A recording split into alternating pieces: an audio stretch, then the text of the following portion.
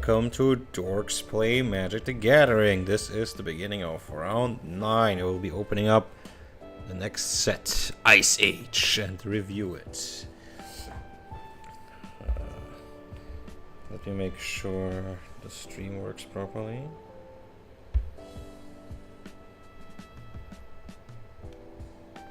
Test, test, test. Test, test, test. Okay, sounds pretty good.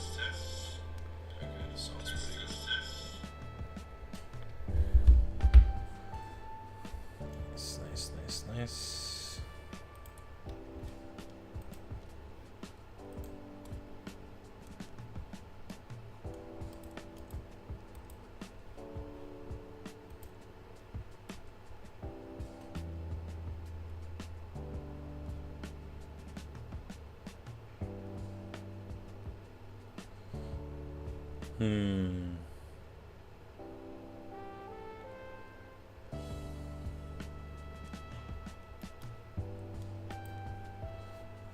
Interesting.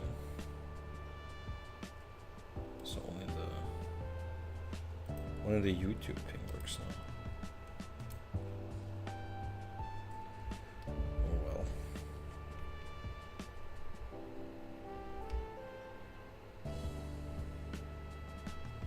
Opening up the YouTube chat. Alright. Yeah, welcome guys. This might be a bit of a long one because we have a lot to talk about. Because Ice Age was a big set. We're doing quite a few things this round. Alright. Let's get right into it.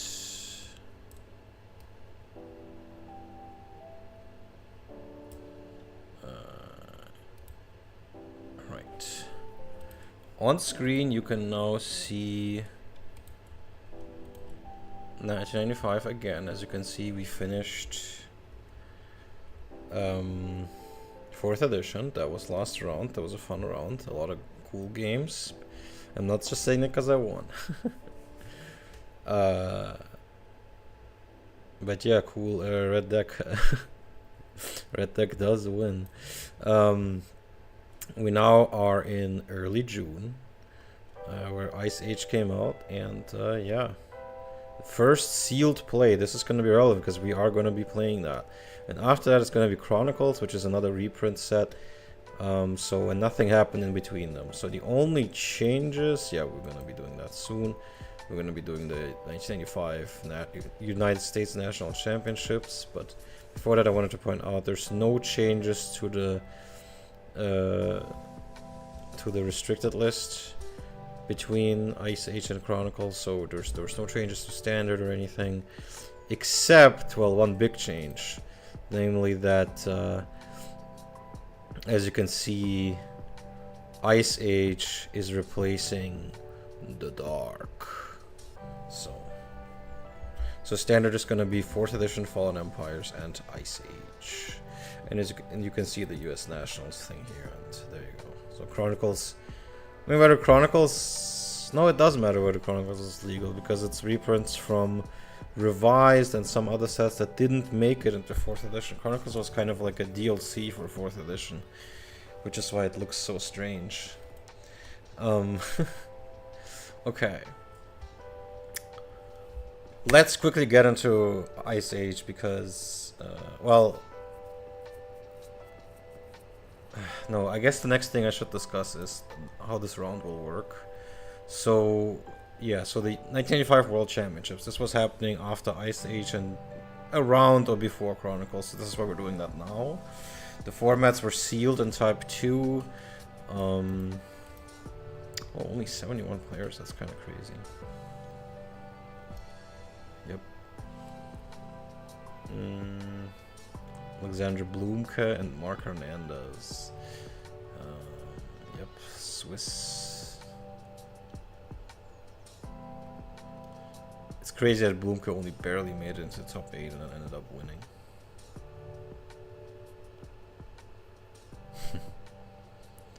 And he only barely made it in. Yeah. Pretty crazy history. Anyway, so the format was... No, wait. Oh, that's Worlds. Why am I looking at this?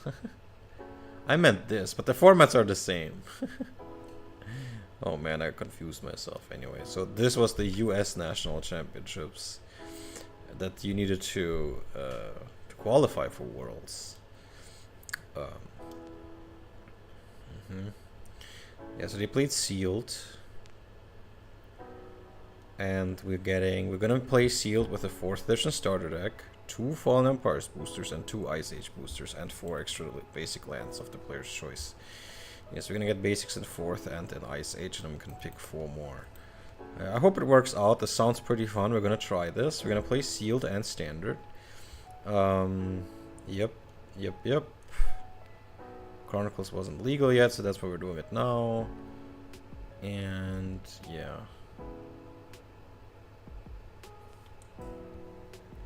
Mike Long and Mark Justice and Henry Stern, Peter Lyer, already like very famous names. Double elimination top 8, interesting. Required to play. Oh, they could use new decks.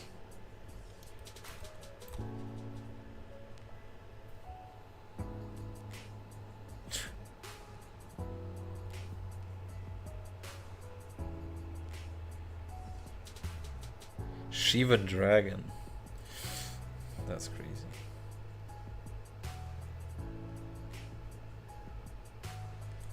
Yeah, very exciting stuff. Unfortunately, I couldn't find this on YouTube, but I would love to watch these old games. Anyway, we will get into the decks later.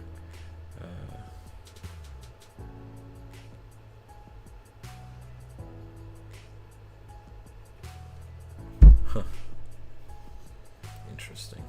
Type 1 decks. Yeah, you guys can look at this stuff on your own time because I have to hurry through this. This is anyway. But the point was we play Sealed and Standard with these packs. 4th edition starter, 2 Fallen Empires, 2 Ice Age. That's what we're gonna be doing. And then we play around a Standard, and then we play the top 4 decks against each other. And that's gonna be fun too.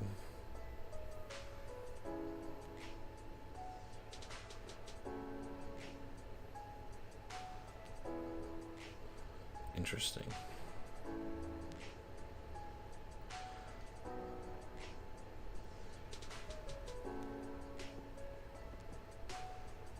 Man, all 4 of these names are like so significant. And these guys are pretty good too. But unfortunately we have to limit it to the top 4.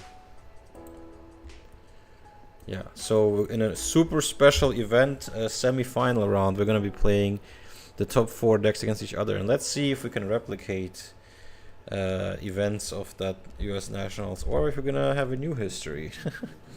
We'll see. I'm excited to find out what I'm gonna be playing.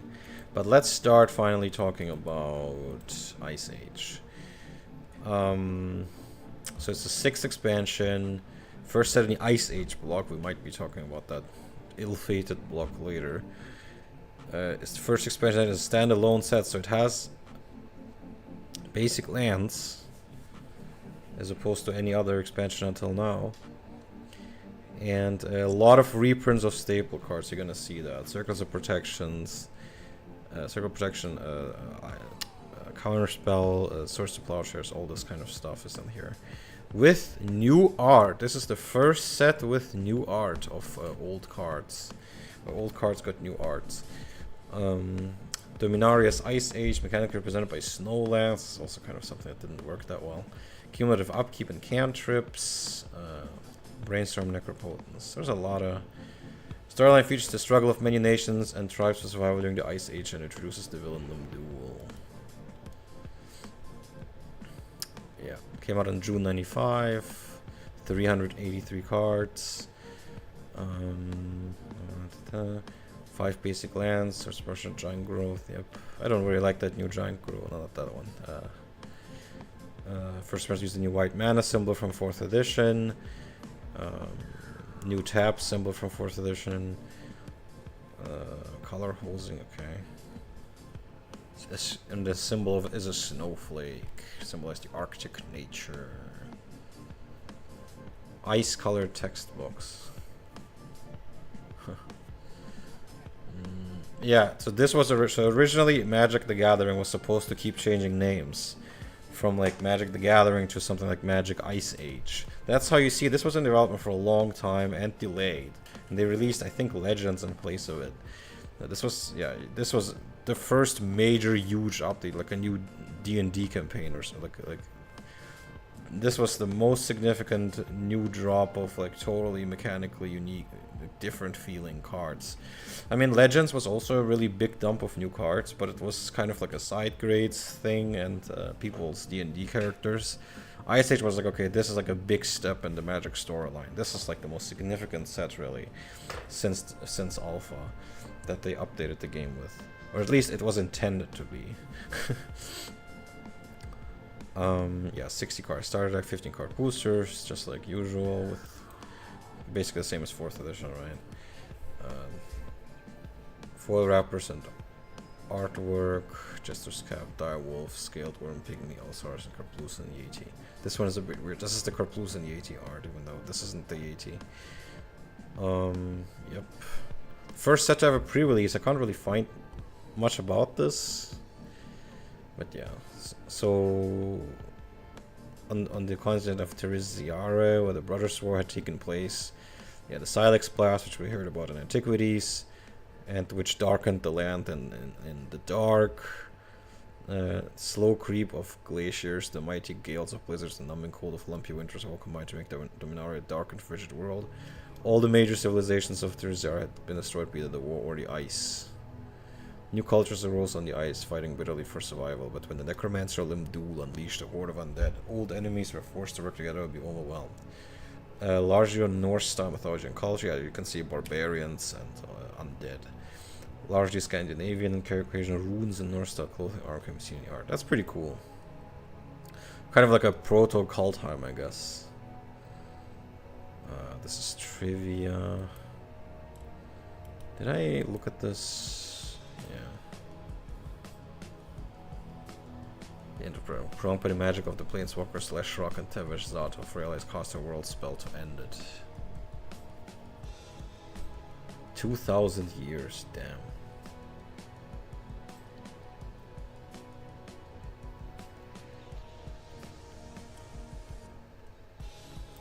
Time of Ice. Oh, that's cool. I actually know very little about. So this was after the Dark Age. Yeah. So this is cool. Like you see, like the history of the world is told in the sets, like from the Dark and Fallen Empires to then to ice to the big Ice Age.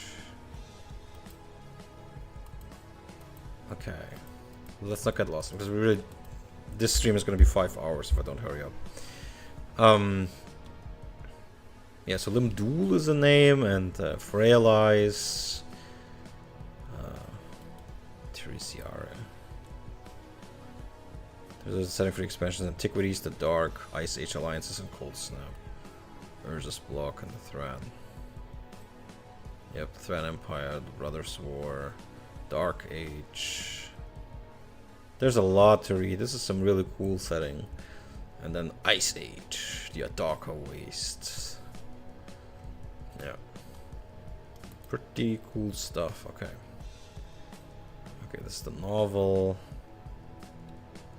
Marton Stromgald.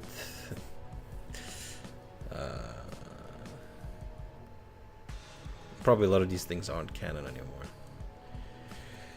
Okay, here's a lot of stuff here. East Coast playtesters consisting of Skephalias, Jim Lynn, and Dave Petty, who helped tell with the original Alpha set that they could create a more interesting set. They quickly asked which would create a Magic expansion. To join the team. Time are given freedom to compose their sets of new cards, use commons. Ice Age for sometimes improving, and Alpha chose to reuse many staple cards. I think unlike when they made Legends. As the best description, we wanted a set where flying was special. not just an extra word tacked onto every played creature. We wanted a set where the idea that a color was short on creatures meant something. We wanted a set where the allied colors were played more often with each other than the enemy colors were. We wanted a strategy in the simple creature combat, as well as flashy enchantments that gave you cards for life. We won't know what that one is.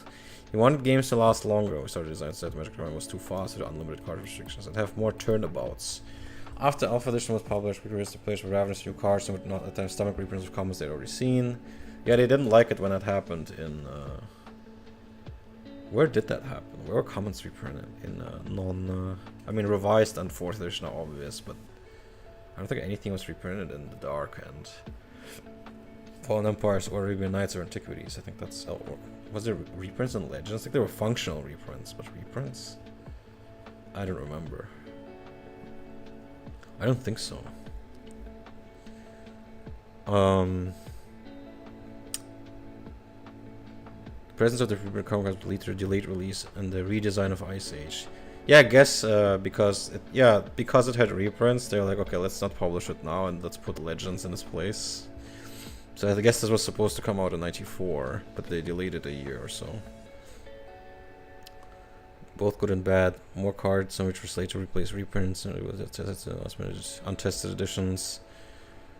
Seemed clunky. Snow-covered lands were added late to improve the environmental themes. Couldn't explain why the snow-covered mechanic was so poorly developed. Yeah, it really was, and you're gonna see that. Snow, you'd think, is heavily featured, but it's really not.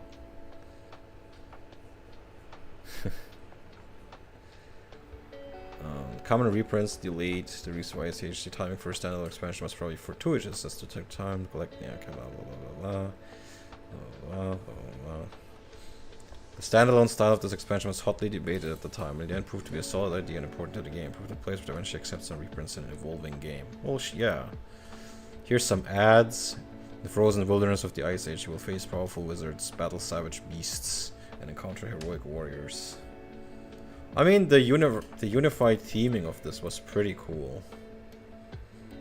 And they really emphasized the standalone nature of this expansion. Okay. We're almost done with the meta stuff. So introduced cumulative upkeep in Snowlands. Yeah, we'll talk about this. It's a slowly increasing cost that you have to pay every turn or not, and then it goes to your grave. It allows you to basically print more powerful permanents. Snow-covered lands with a snow super type. Not very well developed, and it's considered mostly a failure by the developers of the Alliances expansion, which was not to expand much on this theme. Yep, Alliances you'd think is in this block, but doesn't really feel like it has much to do mechanically with Ice Age, except for maybe some cumulative upkeep, but it seems very... Cumulative upkeep in Alliances seems very reluctant. It's on not many cards, and they don't really do anything with it. Cantrips. Yep, but the Ice Age cantrips are slow trips, where you draw a card at the beginning of the next upkeep after playing the card. To add 2 to the cost of the effect, typically 1 colored mana, typically small effect. Upkeep, because developers are not sure if adding card drawing symbol would make them overpowered. Yeah, no, it didn't. But I think this is good discipline to try a more conservative approach first. And sometimes, like for example, Portent, I think it's interesting because you protect yourself from discard effects by drawing later. For the visions and the delays remove being unnecessary. Ice chose for explode legendary permanents. Yeah, we now have legendary enchantments in this set. Where No, we don't. What am I talking about? We don't have legendary enchantments. I meant to say multicolored enchantments, which I think was new here. Allied Color Corporation. I think that was also fairly new here, but not totally, because I think it was already emphasized in the Dark and Fallen Empires who the allies and the non-allies were. For allies, supplicants, a green creature, requires sacrifice. Okay, what if I'm doing? Slow play. Oh man, we'll see if this is gonna be true. Very few creatures with evasion abilities. I see. Well, that's what they wanted to do, right? Ice Age Limited is characterized by long games with non-flying creature stalls. As matches are not designed to support limited play. Okay. This is about creature types, not really that interesting. Different counters. A lot of cycles. Circus of Protection. Scarabs, which are also kind of... Hosers is maybe a bit too much just to call them, but... Ice Age Boons. Yeah, they replaced... Healing Salve with this. Sacred Boon. Brainstorm replaced Ancestor Recall.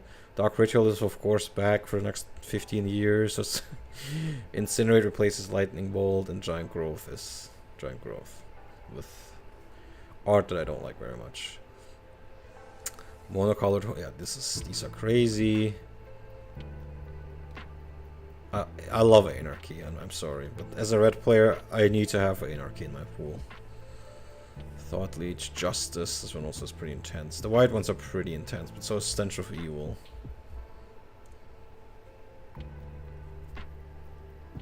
Talismans. I'm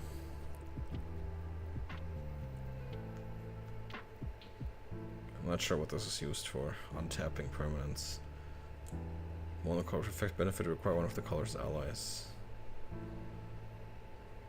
Yeah, so this is, yeah, ally cards. Shard ability uncommons.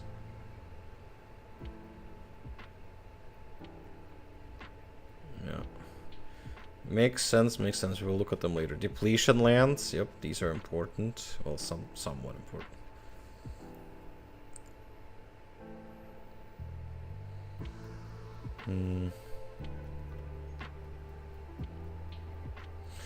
Well, are these common?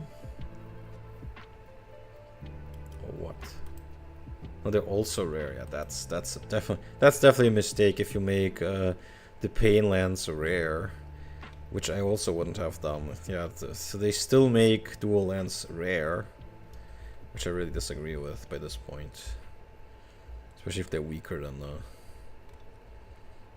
They were really careful about this stuff. They only had allied dual lands. Okay, allied rares. All right. Multicolored Hoser enchantments.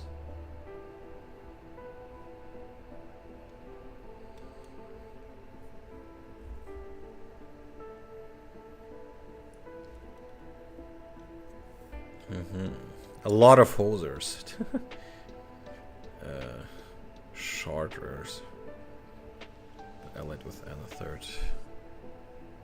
Oh yeah, shards. I get it. Interesting. Pretty expensive though.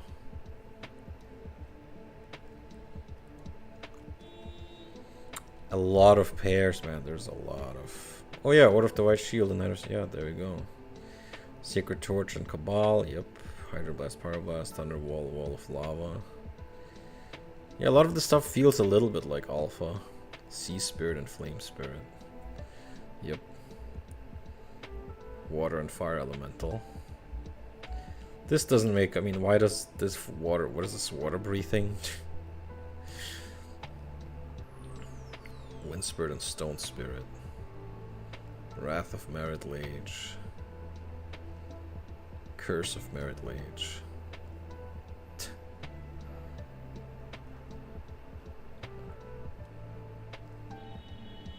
Formation, Lightning Blow, Blessed Wine, Heal.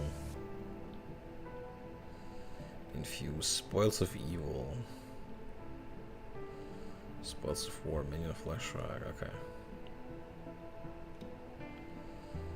Reclamation, and a lot of reprints. Yeah. Hurricane, Hall from Beyond Giant Growth. I will point them out when I look at them. Icy Manipulator, yep. And a lot of functional reprints. So yeah, you can see a lot of this was supposed to basically be a new core set. Burnt Offering. Ah, this is like Sacrifice. Maybe this is why they didn't reprint Sacrifice in 4th edition. They wanted to make Burnt Offering.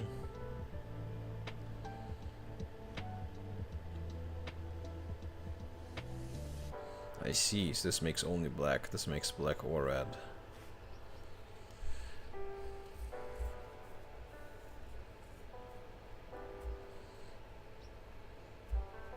Yeah, well, Word of Undoing strictly better than Unsummon, is it? Yeah, I guess. Slightly better. Situationally better. Notable cards. We will talk about those too. Yep.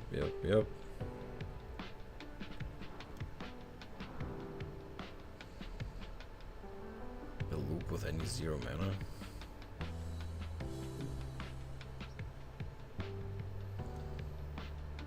Interesting.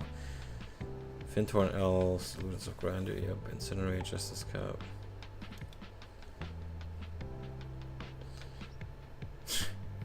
Yeah. Pox, Prismatic Ward, yeah, that was the promo.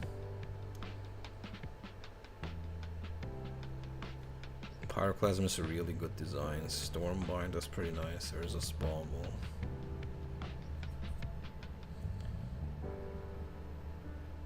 And Zuran Orb, okay.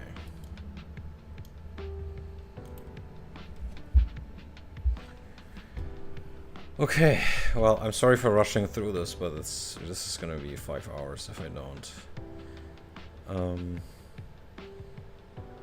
Probably I will keep this open when I talk about the set. There's some trivia, but I don't have time to go through this. Most of this isn't really that interesting. Fixed Mox. Yep, Fetish. First Mono Red.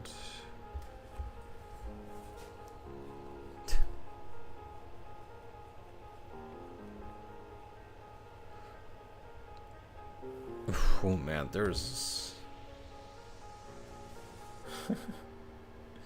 there's a lot of trivia. You guys can go through this on your own time. I wish I could also read the flavor texts of the cards on stream, but it's too big of a set for that kind of stuff. Okay, let's take a look at the cards. So here's Ice Age.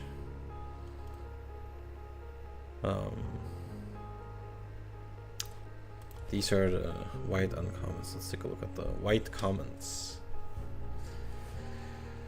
Yeah, so a Darker Unicorn allows you to get mana to pay cumulative upkeep costs. I mean, at least it's a 3 mana 2/2 like Pearl Unicorn, right? Arctic Fox is a little bit like an Amru Kithkin, but only if your opponent has snow-covered lands. So the first time I'm seeing something with snow lands, it's a downside. That's already a bad sign. Aronson's Aura. Sacrifice an enchantment to destroy target enchantment. That's pretty interesting. For blue, you can counter an enchantment for 5 mana. Armor of Faith is a Holy Armor side grade, I guess. Maybe better, probably. Maybe that's why they didn't reprint Holy Armor, but they didn't reprint this either, so maybe it was just a failed idea. Blessed Wine, this is a slow trip that also gets you 1 life. This is like very basic cards. Then you have 5 slots dedicated to Circles of Protection. 5 out of 24, very nice. With new arts though. Then we have Cooperation, which looks funny. I think this art was supposed to be something else in Legends, but was reused for this. I can quickly check, because I keep forgetting which card it was for.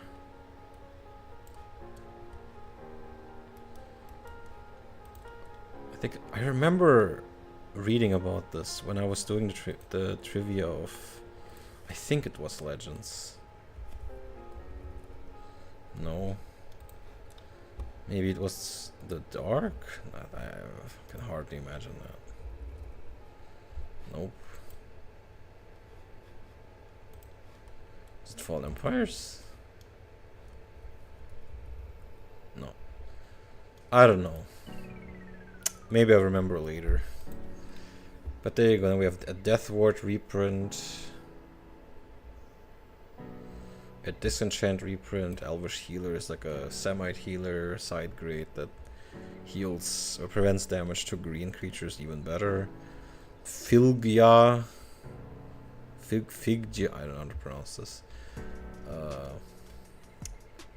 Healing counters. This can also prevent damage to the enchanted creature. Yeah, kinda maybe interesting and limited. I don't know. I think this was also a promo, wasn't it?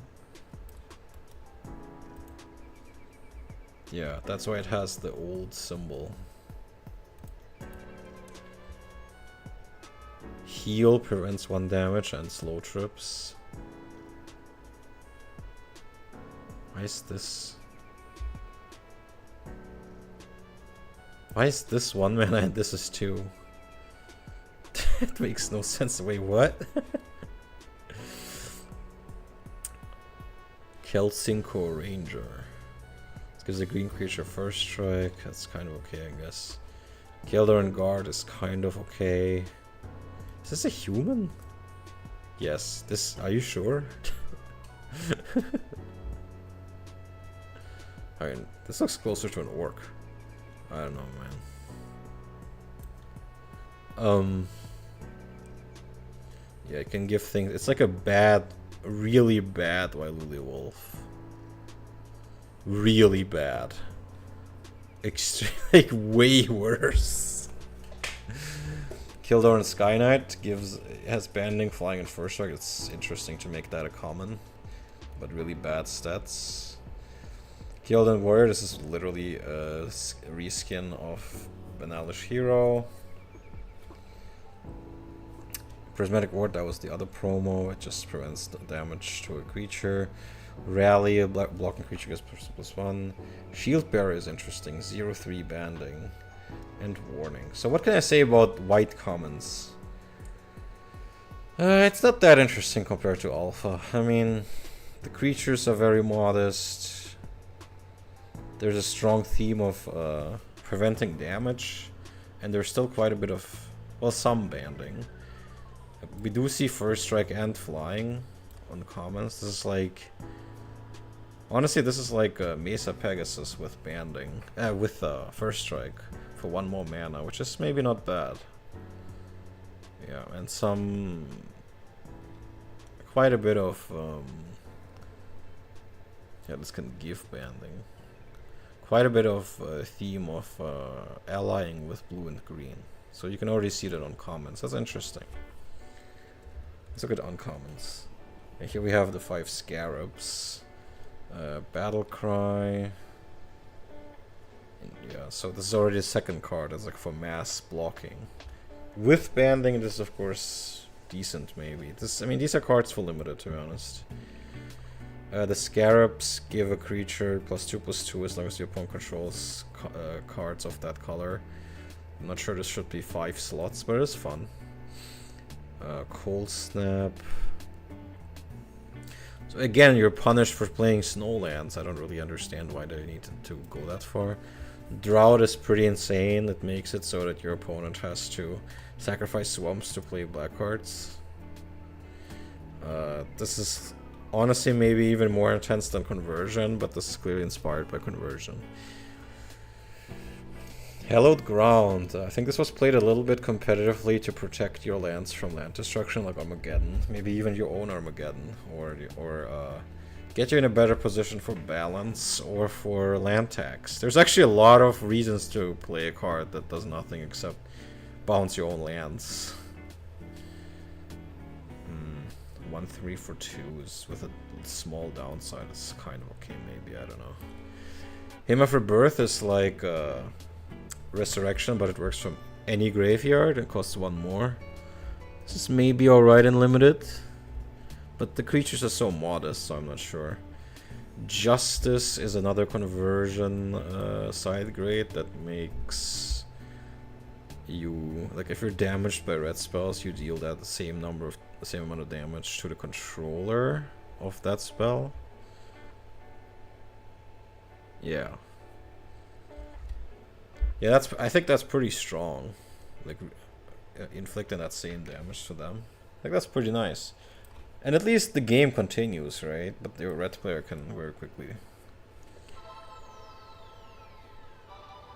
Yeah. And it applies to creatures as well, so there's really no way the red player can do anything really that won't just kill them. Yeah, very nasty. Just +2/+2. This is like Keldor and Guard, but +2/+2. I don't know. I don't like it. Very risky. I don't really understand why they have to bind together like this. Keldor and Frostbeast is like a Thicket Basilisk, but for white-green. It also affects walls, unlike the... On my own turn, I'm gonna read the flavor text, but it's just too much. Sky Captain, 2/2 for 5 with the same keywords, banding, flying, first strike. I'm not sure they interact too well together. If you have flying, why do you need banding? Or why do you need first strike? Probably fairly rarely. Order of the White Shield, this was actually played competitively. This is a great card. Protection from black and first. This is the same as Order of Lightbur from Fallen Empires. So there you go. Now you can play 8 of them. With 5 different arts. Sacred Boon, that's the new healing salve. It's honestly not that bad. I mean, if it costs just 1, it would be decent. Snowhound, this can bounce your creatures. I guess. Spectral Shield is okay-ish. Swords to Plowshare, is this the best white card so far? Probably. Nice new art. White Scarab. And Wings of Ace, against flying and first strike. This is not bad. Okay, aura, I guess. Now let's take a look at the white rares very quickly. Altar of Bone. Why is the sword by name? There we go. Okay, so Blinking Spirit. Actually used competitively because it can bounce itself for free, so it's very hard to get rid of. It does not fly though, like many people thought it does, but it's a 2/2 for 4. So bad rate, but very hard to kill. In a slow control deck, this is exactly what you want. Call to Arms, this is a function, like a side grade to a card in Arabian Nights, of which has a controversial name. Yeah, it makes your white creatures get +1/+1. Yeah, it's very similar to that card. That card gave +2/+1. This one is Caribou Range. Contemplate choose target. But should this be a rare? I don't know. This is way too weak for a rare. I mean, this is already the second card after Crusade, where I still feel like Crusade is better. Why would you make this also rare? Like, and this one even has the same boost. With the other card, +2/+1 is at least, like, it seems a bit different. Like, a higher risk, but bigger reward. But this, it's just a much worse Crusade. I don't get it. Tap the land enchants. Caribou token. Wait, let me take a look at this. So this can just make 0/1s. Sacrifice a Caribou token you get. This is honestly kind of interesting. I've never really read this. You constantly pump out 0/1s. This is before the Kildoran Outpost, right? So much more defensive though. Interesting. 0/1s that you can sack for life. Interesting. Should this be a rare though? Maybe. You don't want too many of these in the limited format. Enduring Renewal. Play with your hand revealed. If you would draw a card, reveal top card of your library. If it's a creature card, put it in your graveyard. Otherwise, draw a card. Turn it into your hand. Interesting. So this is like a permanent loop with 0-cost creatures. Interesting.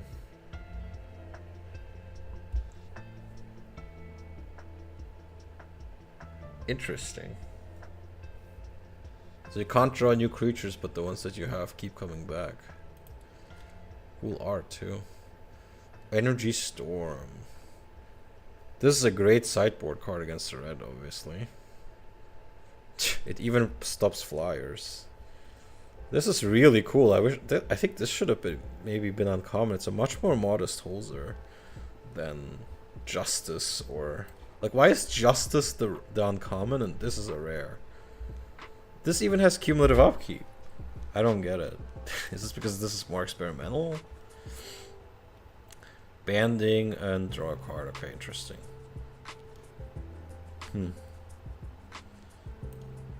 General Jarkeld. Such a blocking creatures, return creatures. Interesting. That can really screw up combat. It sounds pretty modest, but like in a big book, this is probably really good and sealed. Keldor and Knight. Banding and +1/+0 and +0/+2. Interesting. So in those really long games, this guy can become a real threat. Keldor and Phalanx. You can immediately recognize RKF art.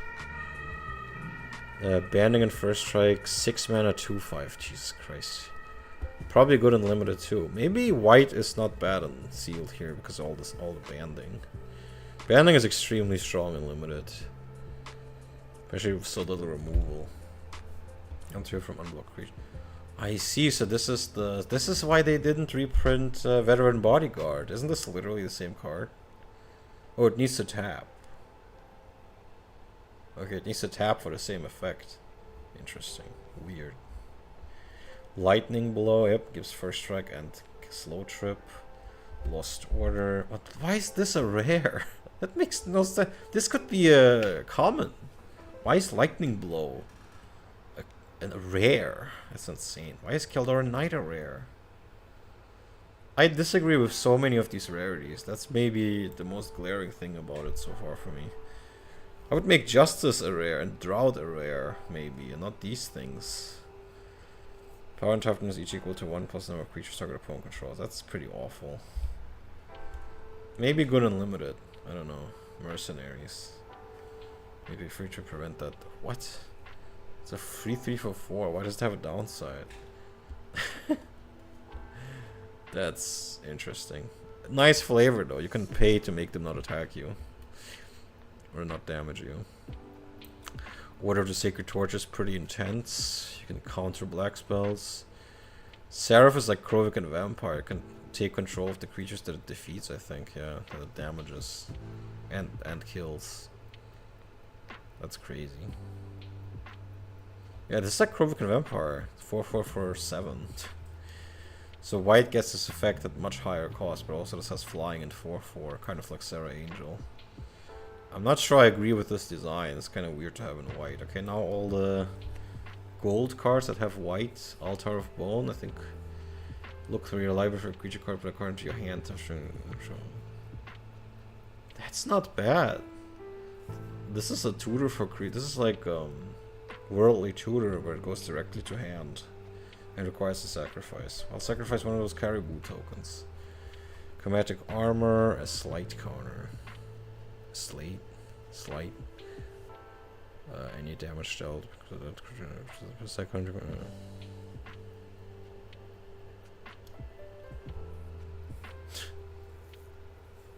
Interesting.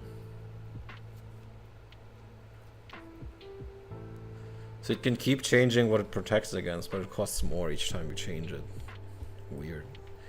Fiery Justice, 5 damage and choose from any number of target creatures and players. Gains 5 life. 5 damage for 3 mana, not bad. Fire of Justice burns like nothing else. I'm not sure this should be a rare. Glaciers, all mountains because okay. So this is like conversion. This is literally conversion. Isn't it? With slightly different cost. It's literally conversion. There sure are a lot of holders. I've seen this card yesterday when Robin pulled her. Does not untap, gain control of target creature, lose control of the creature if you lose control. Yeah. And if she leaves, player becomes untapped, bury the creature. So you can untap her and then the creature is destroyed. That's crazy. This is really strong. This seems really strong to me. It was never reprinted. Reclamation. Oh, black creature can attack on its control, sacrifice a land. That's crazy. That's crazy, man. These hosers are insane. I'm almost iffy about enchantments that are hosers against black and red. Star Spirit, this is 6 mana. That's pretty modest. Alright, that was white cards. What do I think about white here? A lot of protection, a lot of banding, a lot of first strike, and some flying. A lot of hosing, especially against black and red. Some neat tricks. Am I super impressed? Mechanically, there are some cool things. I do agree with that. How strong? But I think Source of Blush is by far the strongest card. Other than that, yeah. I like Order of the White Shield and Order of the Sacred Torch. And some of the Knights and Soldiers are fine. And the Caribou Range and Blinking Spirit are interesting. So is Enduring Renewal for the combo. But a lot of the rarities are messed up. Like, I really don't agree with a lot of this here. A lot of the rarities are just total nonsense to me. Okay, let's take a look at blue commons. Obviously Brainstorm, yep. But I feel like it's not as good as when we have fetch lands or some way to consistently shuffle our library. I don't want to draw the cards I didn't want for the next 2 turns. But yeah.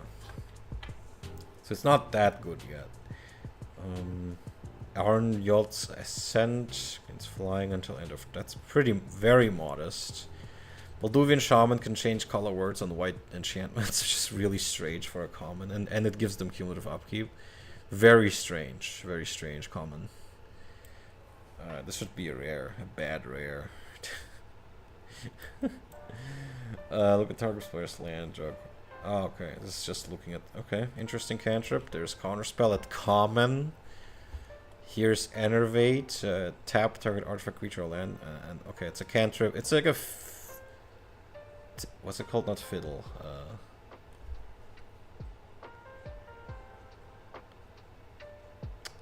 What's the card called that just taps something?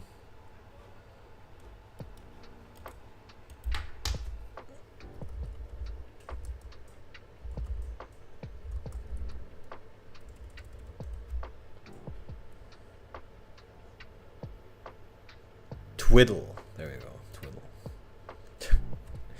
Yeah, just like Twiddle with a cantrip. Nice.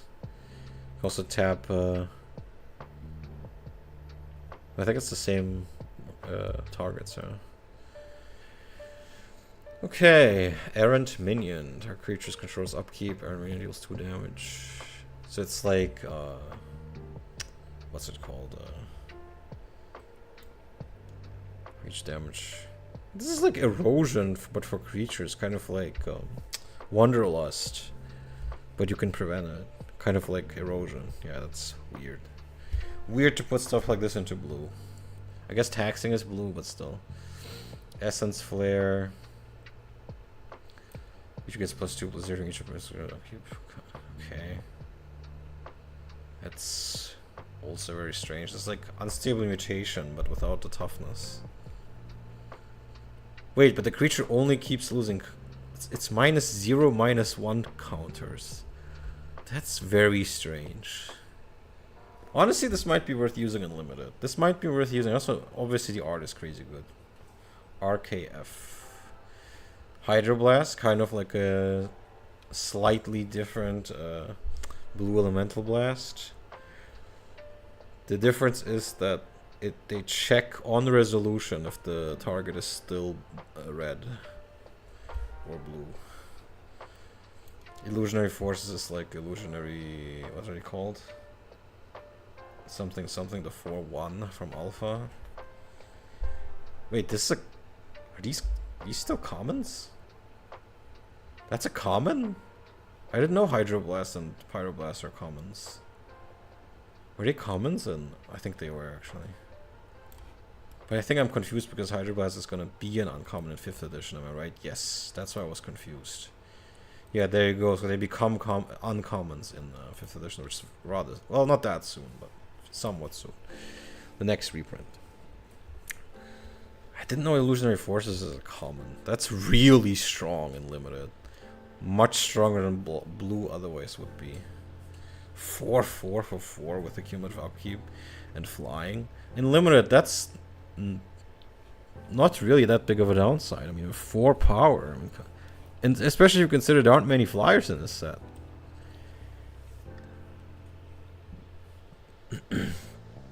Maybe blue is worth considering then if I get these. Flying first strike wall with cumulative upkeep and 7/4. It's insane. What a interesting common. Infuse is untapping. This is like the opposite of Enervate. I'm not sure you needed 2 cards for this, but sure. This forms a combo with Time Vault. And also draws you a card. Krovikan Sorcerer is really nice because it's finally some common card draw in blue. You need to rummage. Also, if you discard a black card, you draw 2 cards. Keep 1 and discard the other. So basically, discard 1. If it's black, draw 2 and discard another one. This can feed the graveyard too. There's not that many ways to use that yet, but there will be very soon. Counter target spell that targets mist. What the? I guess just itself. Yeah, okay. They even errated it to really make it just itself. It would have been funnier if they made other Mistfolk. They even changed... Man, that's lame. They changed this to Illusion. That's lame. That's lame. But yeah, this is basically hexproof with a cost, I guess, maybe. Is it worth it though? 1/2 with no evasion? That's whatever. And the infamous Mystic Remora, which is kind of like Rhystic Study, but with a cumulative upkeep and much more intense. They need to pay... It's only for non-creature spells, and they need to pay 4 to prevent you from drawing. So yeah, Mystic Remora is hilarious and insane. Portent. I think this is the first like opt-like card for blue. Finally, blue gets some stuff like scrying, but not really scrying, but manipulating the top card of your deck, like Brainstorm, at common. Because so far, like, blue has barely any card draw at lower rarities at all. There's Sinbad. But now we get Krovikan Sorcerer, we get Portent, and we get Brainstorm, obviously. Maybe you can call it Mystic Remora, I don't know. So far, I think I really like blue commons more than the white commons in this set. Yeah, so this allows you to look at the top 3, and then either shuffle a library or put the 3 cards back in any order, and also draw a slow trip. We have a Power Sync reprint. We have Ray of Command, which is a temporary take control of something. I guess this is maybe an attempt to change control magic and make it a little bit nicer. But it's just, this is more of a red effect now. But it also untaps the creature.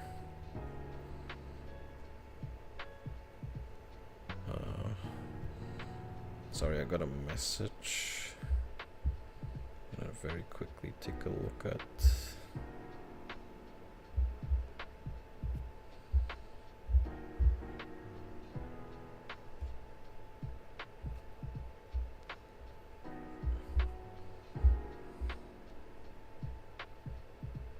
Oh, interesting. Alright.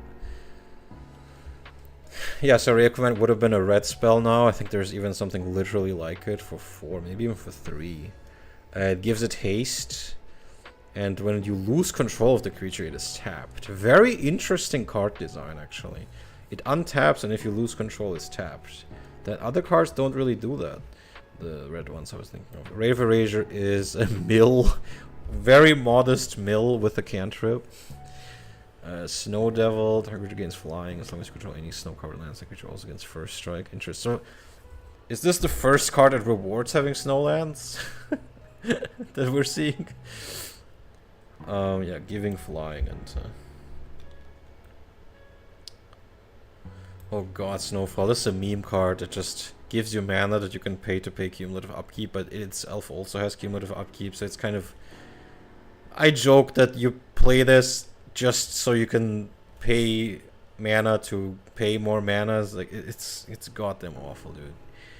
Worth undoing. Yep, this is an unsummon with a little bit of an extra upside, meaning that you also get your white your white auras back that are bounced from the creature. That's pretty interesting, but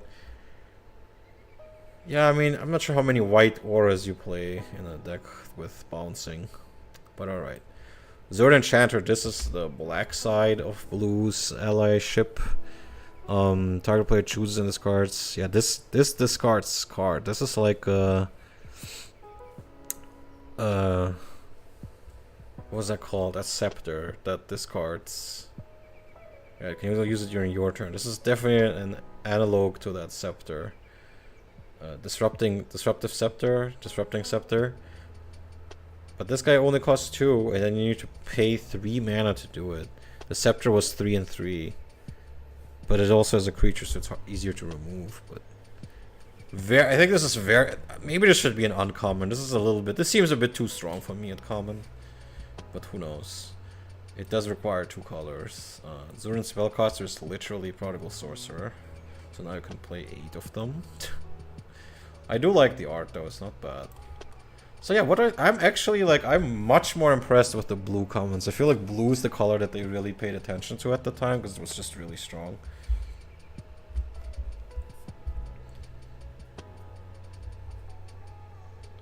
I'm gonna rush this very quickly.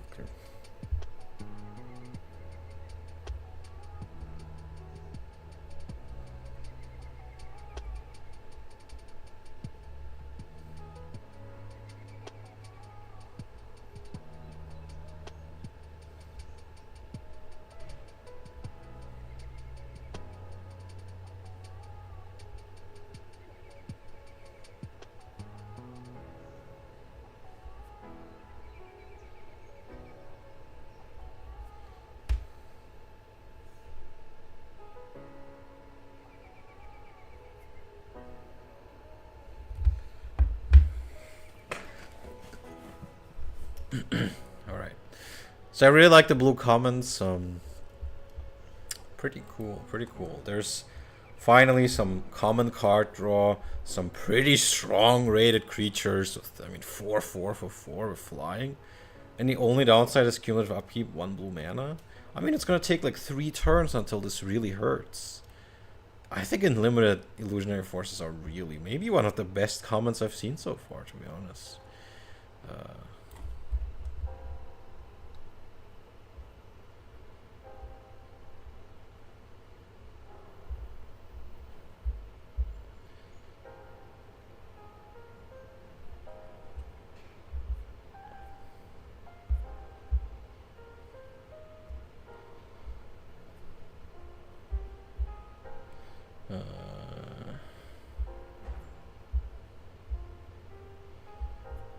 I'm sorry, I'm reading a message. Okay. Sorry, guys. Alright, yeah. So blue commons, I like them quite a bit more than the white cards in general, to be honest. Like, it's already looking much more interesting. I feel like this is much more where their design focus was. Balduvian Conjurer, okay, snow covered land, because 2/2, this can turn snowlands into 2/2s. That's pretty cool. Until end of turn, alright. I'm not sure this is blue, but maybe the snow flavor makes it more blue. Maybe blue is also a focus in a set because ice is just blue associated. So like this is, and cold, like this is a very blue. Maybe that's why blue just feels like, okay, this is something they really cared about. Binding Grasp. I really like this card. I think it's a bit underrated, especially in Limited. This is crazy, but I think even in Standard, this is really strong. I think Control Magic is still in 4th edition, so now that you have a really nice side grade, it's easier to cast. It does have an upkeep cost of only 2 mana, but you know, blue players hate paying upkeep. Yeah, it's a Control Magic that also gives the creature +0/+1. So it adds a bit of toughness. That slight extra toughness can make a huge difference. I mean, whether you have 2 or 3 or 3 or 4, especially 3 or 4 makes a huge difference. Breath of Dreams, green creatures get an upkeep cost, cumulative upkeep cost. That's funny. This is much more modest than the white hosers. Yeah, white gets some... White and black at the... I feel like the craziest holding so far. Graveyard and put it directly into play. Okay, so this can revive white and black creatures.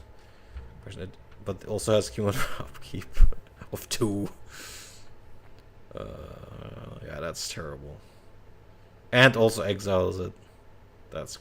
Okay, that's way too... There's way too many limitations. Only from your grave, it gets a really steep upkeep cost. Doesn't get haste. And it's exiled if it leaves play again. That's awful. Force Void is somewhat interesting. It's another counter spell. But it's like a Force Spike with a... Yeah, it's literally Force Spike with Slow Trip. I guess they were really careful about a counter spell that also draws your card. Because this is kind of a huge swing. So they made it very modest. It's just Force Spike and costs 3. Yeah, this is very, very careful design. Very modest. Glacial Wall, 0/7 for 3. I think this is like ice. This is like a... I think Alpha had like a ice wall or something that was for some reason green. And I think it had these same stats. Maybe it was 0/8. So this is maybe an attempt to fix that. Iceberg. This makes mana. Colorless mana. I don't really get it, but alright. That's a strange thing to put in blue. Like maybe you store your mana into an iceberg and slowly melt it. Alright. Illusionary Terrain. Yeah, this is like illusionary something. Illusionary... All basic lands of one type of card based on a different type of your choice. I mean, that's honestly very strong. It could be a Time Walk. I think this is pretty strong, especially in limited. Like, what is your opponent gonna do? Like, if you change it to a different land type. You also enable your own Holzers. I think this is crazy strong, to be honest. Especially in lower power formats. Phantasmal Mount. Control with toughness gets until end of turn, use the battlefield.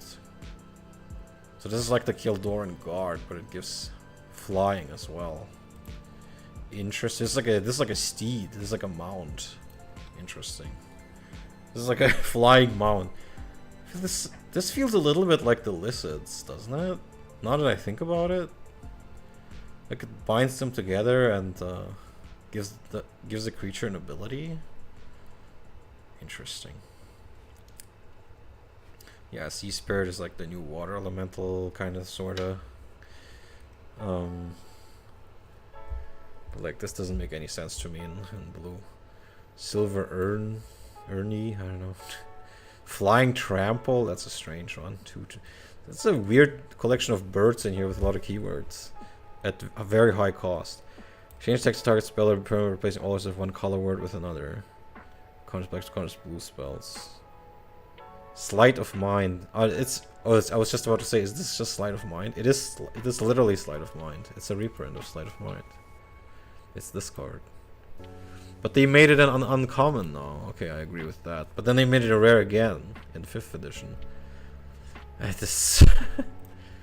But I mean, I think in Ice Age it makes, because there's already so many Hosers, you might as well make this an uncommon. So Devi Machinist, 2 colorless mana, then use spade activation costs of an artifact. I think this is very similar to that wizard that gives you 3. This is not bad. I could play this in an artifact deck. Yeah. This is nice. Soul Barrier is extremely good and limited. Yeah. It taxes the opponent. Whenever they want to play a creature, they have to pay 2.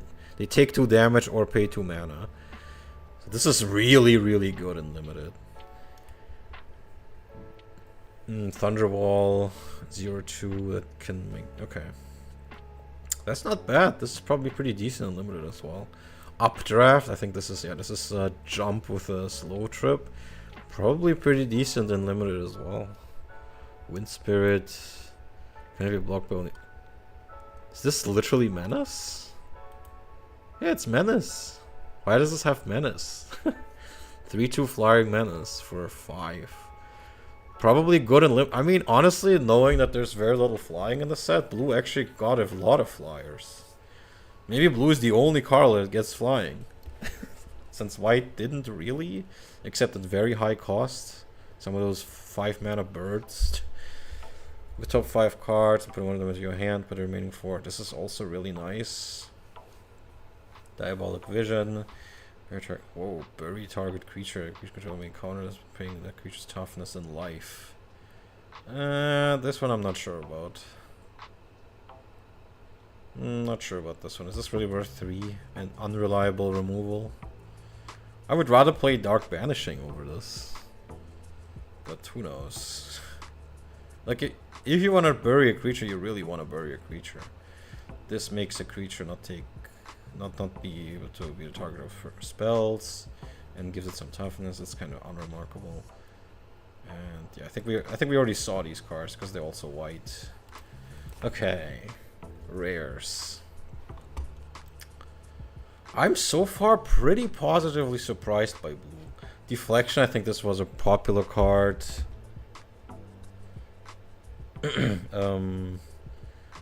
Before release, like many people wanted to try this out because finally there was an artifact that did something similar, but now it's on a easier to play, I think lower costed card, and you know, more of a surprise because it's an interrupt. And but yeah, was probably overcosted. I mean, this is like misdirection, right? But costs too much. Icy Prison is, yeah, it's I think, is this literally Oblivion Ring?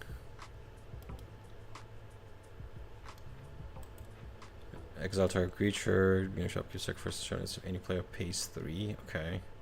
I mean, that's kind of interesting, but too easy to remove. They were extremely careful with this because it's blue removal. They really didn't want blue to have good removal. This is not good enough for a rare. I think this could have been an uncommon. It's paying 3 is just too little. Even Paralyze, it's a bigger hurdle than this. Transformers control. Yeah, this is too modest. But it's good to be modest at first. I can't fault them for that too much. Illusionary presence gains a landmark ability of choice. This is interesting. This can do some damage, but should this be a rare? In limited, this is probably gonna do some at least 4 damage. That's not bad. Illusions of Grandeur. This is the combo with Donate. Really interesting card design. When this comes to play, you get 2 life. When it leaves play, you lose 20 life. Cumulative upkeep 2. Very cool card design. And but I don't think they expected how much it's gonna be abused. Magus of the Unseen. Gain control of as an artifact creature can attack you use. Ah, okay, so it can steal artifacts, and if it's a creature, it gives them haste. So left turn against haste. When you lose control, tap it. Interesting. So this was a bit of a consistent design.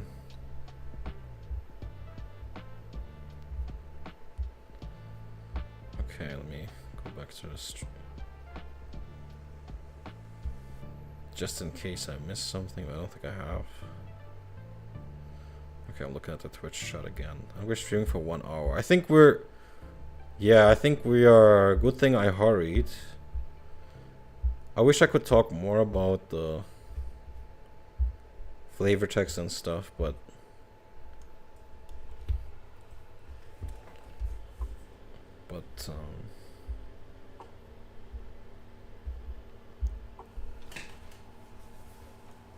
yeah, I would rather rush. I would rather rush through this and finish in 2 hours. Mesmeric Trance. Cumulative upkeep 1. Discard a card from your hand to draw a card. Wow, another rummage effect. But you can activate it multiple times. That's crazy. I didn't even know about this. What the hell? This is really not bad. Like, blue got a lot of, you know, card draw that wasn't Ancestor Recall, but it's something. Musician is funny. I think this, yeah, this also adds attacks to creatures, basically. Yeah. Adding music counters to creatures and they become a upkeep cost. It's very modest, but funny.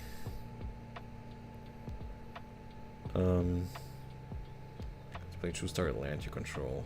Tap land, channel gift target creature +2. This is also funny. I mean, I'm not sure it fits. This is kind of weird in blue, like buffing a creature by +2/+2 by tapping an enchanted land.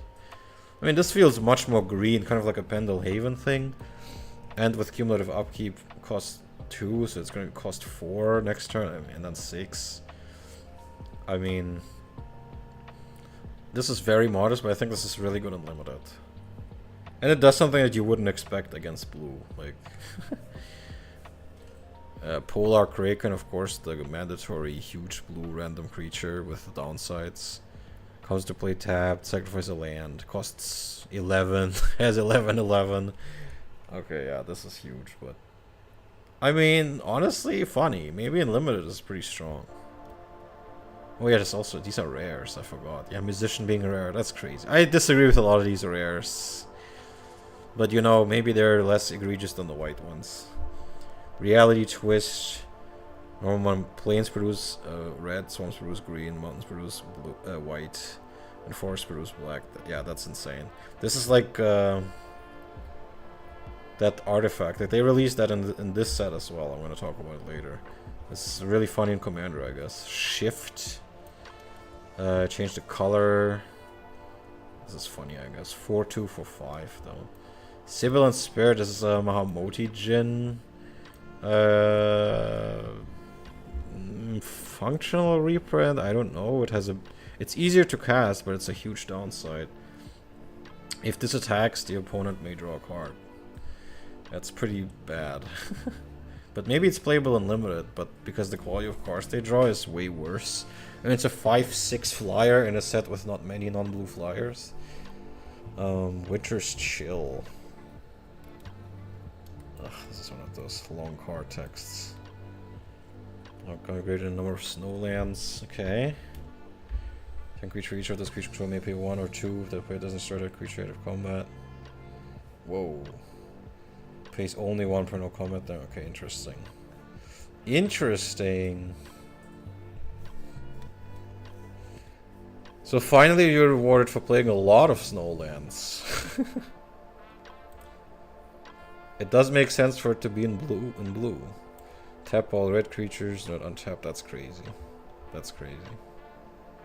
It does cost 5, but still. No upkeep cost or anything. Zur's weirding, yeah. You have to face up on the any player draws a card, anyone may pay 2 life to force to join to discard that, yeah. That's insane. Draw a card to reveal instead, any other player may pay 2 life. Yeah, in Commander this is absolutely atrocious, especially with multiple copies. This is just nonsense. I'm not sure why you would, but it is funny, I guess.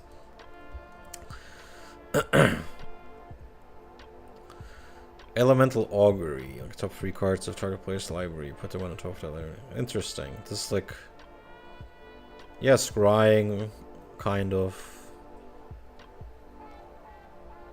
But you can't put them on bottom. Interesting. And that's a bit overpriced, to be honest. Not sure why they made blue-black the color. It can look at your or an opponent's deck and rearrange them. No green creature can attack until sacrifice a land. That's crazy. I think we already looked at this and this. Skeleton Ship. Anytime you could control no islands, bury Skeleton Ship.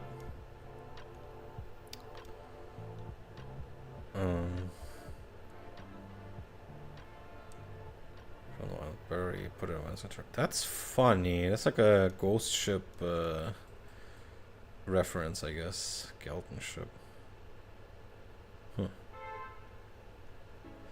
That's funny. So these were the blue cards. Okay, the rares kind of hit or miss for me. Some are funny. Power levels are all over the place. I think I like the commons and uncommons in blue more. Okay, now let's take a look at black. That's of course the color of Lumdul. So there's gonna be a lot of undead and skeletons and necromancy and stuff like that. So we immediately start with Brine Shaman. Sacrifice a creature to give a target creature +2/+2. That's absolutely insane and limited. Sacrifice a creature to counter a creature spell. It's, I mean, Brine Shaman is crazy and limited. You absolutely, if you get a playset, maybe you should play him. Cloak of Confusion, I like the art. Creature control attacks is not blocked. You may choose to deal no damage. If I discard a card at random. So this makes a creature into kind of Hypnotic Spectre? Kind of. Except you forfeit the damage, but yeah, they were getting wary of Hypnotic Spectre, so this is interesting. You could put it on something that's hard to block. Dark Banishing, yep, I like this card. It's the new terror, it costs 1 more, but can destroy artifact creatures, which are pretty common at the time. Mishra's Factories, Juggernauts, Suchis, Clockwork, Avians, or whatever. Of course, the obligatory Dark Ritual, Reprint, Fear, Foul Familiar, can't block, and it can bounce itself. That's funny. 3-1 for 3-2. Gangrenous Zombies are pretty cool. They can sacrifice themselves to deal 1 damage to everything, or 2 if you have snow-covered swamps. So that's pretty cool. Finally, you're rewarded a little bit for playing snow. And this at common, just like a Pestilence on a creature a little bit. Pretty good. Pretty good board wipe sometimes. You may choose to deal no damage. To deal power to any target creature. This is like a Pharrell's Zealot in a way. But it turns all your creatures into Pharrell's Zealot for 1 turn. Kind of. Frozen Shade with +1/+1 for 4 mana. Halt from Beyond reprint. Kildorn Dead. 3-1 regenerate. Not bad. Needs to sack a creature when this comes to play, but only costs 1. Krovikan Fetish. This is a +1/+1 aura that also lets you draw a card. Pretty solid and limited, I would say. Legions of Limdul. This also seems like a limited card. Snow-covered Swamp Walk. Cool flavor. Limdul's Cohort. Things that block this card regenerate this turn. Mind Ravel is like a very modest new discard card. So they were experimenting with, okay, how can we make this card feel less crazy strong after him to Turok. This is of course extremely modest in comparison. But you also draw a card. It might be a pretty solid swing. I mean, Mind Ravel is okay-ish, I would say. And cool art too. Morphine, I think, is a functional reprint of that Wraith in Alpha that I forget the name of. Norrid is like Nettle Imp for 1 more mana that can also untap a blue creature for some reason. Pestilence Rats get more power the more of them you have in play. Seizures is interesting. Whenever target creature becomes tapped, your opponent can pay 3 to, or this deals 3 damage to them. So this is pretty cool with tap effects. Maybe this is also like, you could tell there's a lot of synergy with blue cards. Songs of the Damned. This can be a pretty strong combo piece. I've seen Bazaar of Baghdad used with this, and Drain Life. Just turn your library face up and hit for a 20-point Drain Life or something like that. Or as 20-point Soulburn. This can be used with red mana as well.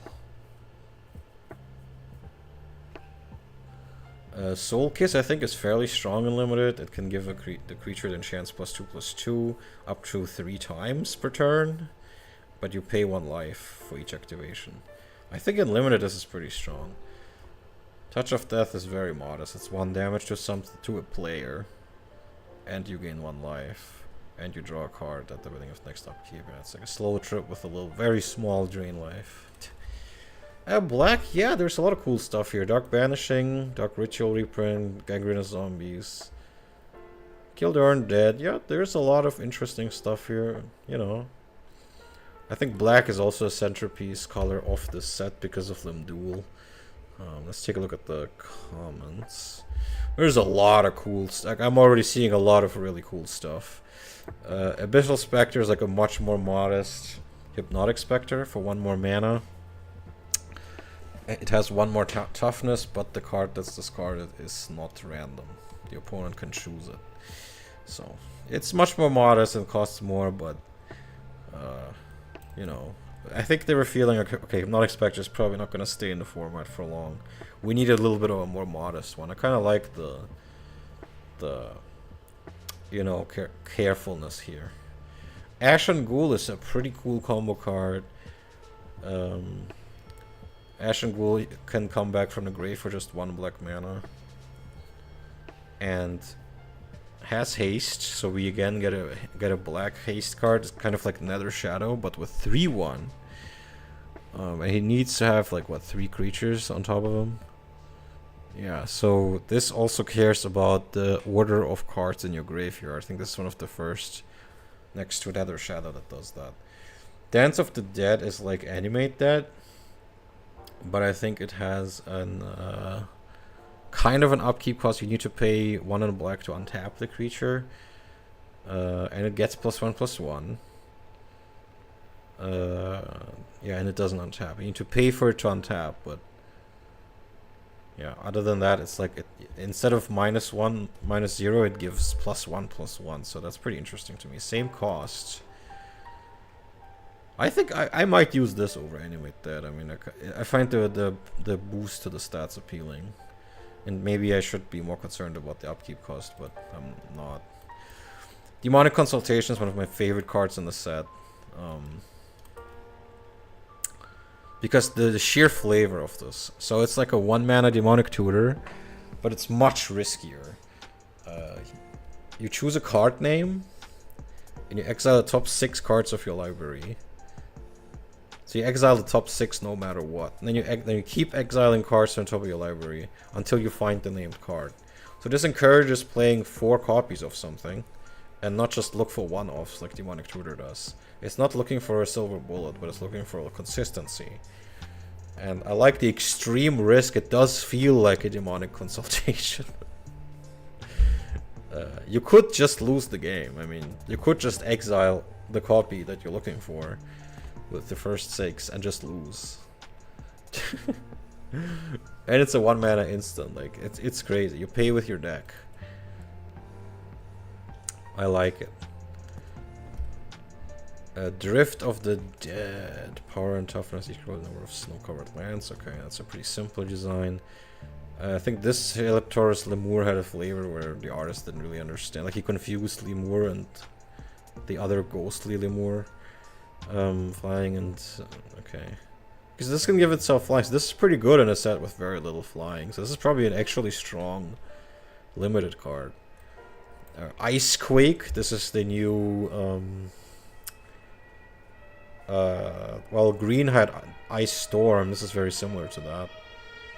And... oh god. That's the first 8 responders. So Icequake, yeah, I mean, this is a much more modest sinkhole. Needs 1 more mana, but if it's a snowland, it also deals 1 damage. There's way too many punishments for playing snow in this set. Knight of Stromgull is literally Ebon Hand. Order of Ebon Hand. Krovikan Elementalist, this gives some boost if you pay red, and for blue you can give flying. Okay, okay, and then it's burn. Okay, this is a little bit too modest. I mean, these prices are too expensive for what it does. Krovikan Vampire is like that angel we looked at. Lash Rocks, right? Are these are the uncommon. Some of these feel more like rares, but okay. Target creature gains Swamp Walk. Okay, that's very modest. Lash Rocks Sigil. Cost a green spell, look at that player's hand, choose a card, usually this is that's crazy. So each time a green spell is cast, you get to discard a card from their hand, if you pay black. This is kind of like, but it is more modest than Death Grip. And you can bounce this for some reason, okay. So I guess it's harder to remove. I've played against Limdul's Hex before. Yeah, the art is crazy. It deals 1 damage to each player. It's like a copper tablet.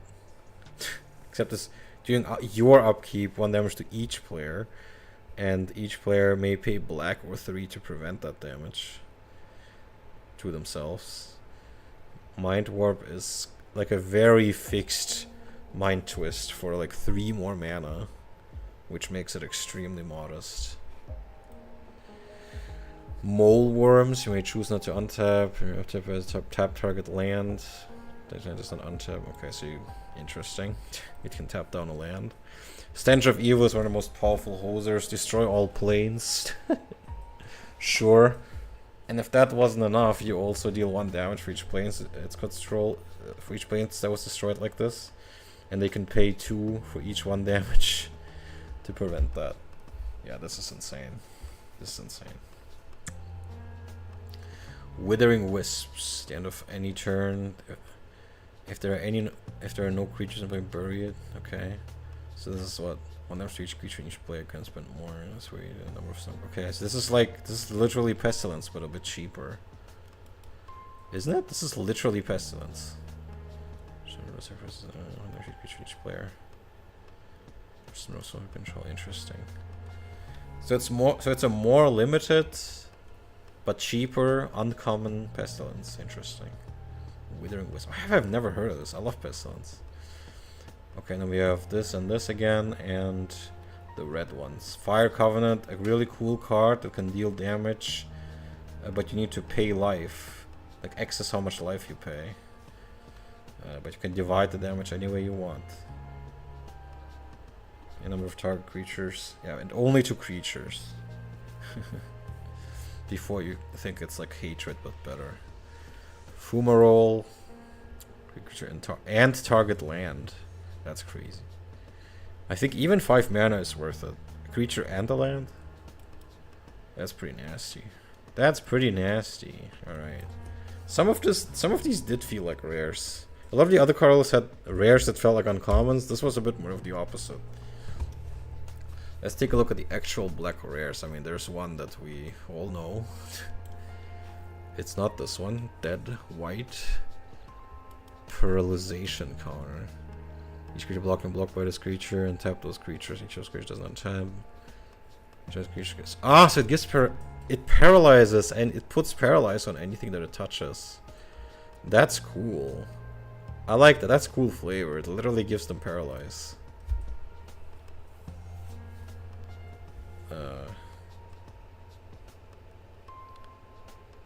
As a non-interrupt fast effect.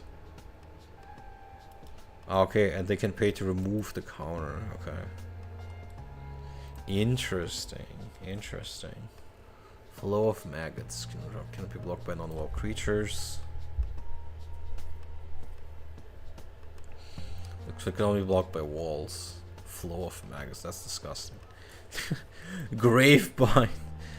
Oh, okay, it's just can't regenerate and draw a card. Okay, I thought this was something else. This was Grave Pact or something. Hecatomb. This is a pretty rules nightmare-y card. If I think sacrifice this enchantment unless you sacrifice 4 creatures exactly. Tap an untapped swamp, deals 1 damage to any target. Yeah, that's crazy. You need to sack 4 creatures, but it's like a any swamp becomes a damage source. That's crazy. That's kind of a very extreme card. This does make sense as a rare. I agree with that. Gravebind though? That's a rare? That's insane. What the fuck? That's a rare. That's insane. Okay, dude, what the... I don't think this should be a rare either. Okay, this one... Infernal Darkness should, though. That's... I get why that's a rare. Accumulative upkeep, black and 1 life. All mana producing lands. Oh, hi, Nagito is based. We have been doing really well. We have new players in our prog. 2 new players. If you watch the VOD on YouTube of 4th edition, it was like 4 hours long because we had more players. And some pretty cool games. That's why I keep saying people should join the Discord so we can play with more people. There you go. How have you been?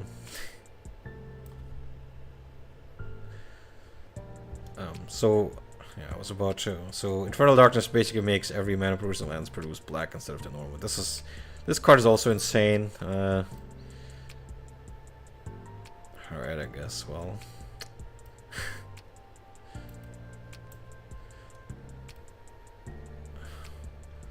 I hope that soon you can say your days are going well. Most new players familiar with how old Magic plays. One of them does, because he's like in his 40s, and and the last time he played was in like 2007. So, but yeah, I mean, it didn't take long to familiarize them with, because we are playing with modern rules, so it's not like we're doing batches and interrupts. But yeah, they got used to the old cards somewhat quickly. Yeah. It's not that bad.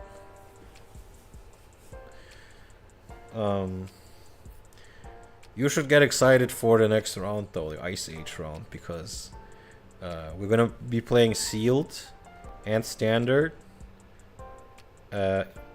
because that's what the U.S. Nationals 1995 played. We're gonna emulate the U.S. Nationals, and then we're also gonna pit the top 4 decks of the U.S. Nationals against each other to see if we get the same result or write new history. So the next round is going to be pretty exciting. Even more than usual, if you can imagine that. Okay, so Infernal Darkness, Infernal Denizen. It's like first 2 swamps you kind of tap in for an target opponent making control. Okay, I think I need to. This text is too small for me, man. It's like first 2 swamps, tap this. Okay, so this is like Lord of the Pit a little bit. Yeah, this here from mega control of creature control the choice for some creature means. Okay, I see. I see. Gain control target creature. So okay. Wow, this is that's crazy. But the upkeep cost is pretty steep, and it costs 8. That does make sense to make this a rare though. That's pretty funny. I guess if you have 8 swamps, that's gonna take a while for the upkeep cost to kill you. And if you gain control of a creature every turn, this is pretty strong, especially in limited. This is probably a big limited bomb, but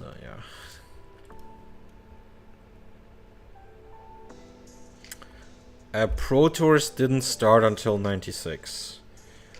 I am talking about the US Nationals 95 that were a prerequisite for playing in Worlds.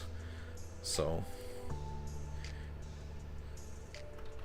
but this is where I think I have to tap somewhere here, like these ones, these US 1995 Nationals in Philadelphia, and they already had some pretty big names show up. Mark Justice, Mike Long, Henry Stern, Peter Lyer,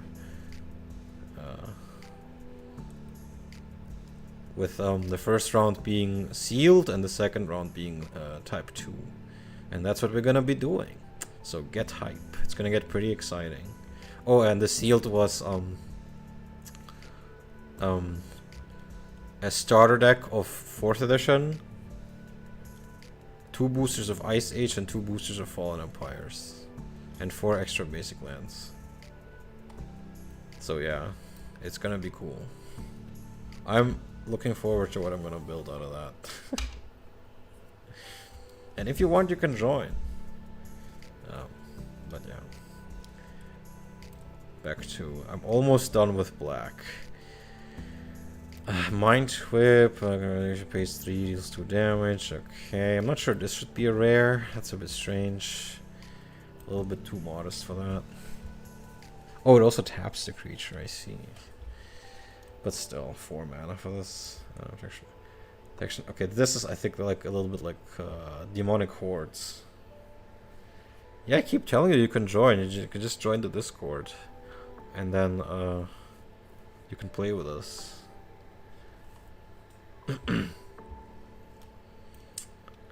Remember how I keep shilling the Discord? Do you want me to send the link? Anyway. Yeah, Minion of Leshrac is a Demonic Hordes side grade, I guess. With protection from black. Kind of like that Homelands one. That's gonna come later. Sacrifice a creature. Okay, so this needs to sacrifice creature. Yeah, I do, but I'm not sure if that link is still... because they change every week or so. So I can give you another, just to make sure it's the current link. Like, if you check the description of this stream on YouTube, maybe on Twitch too, but I'm not sure. then it should be the current one. I don't update the link on the YouTube description every week. And it's a little bit on purpose because I don't want these constant scammers to come in.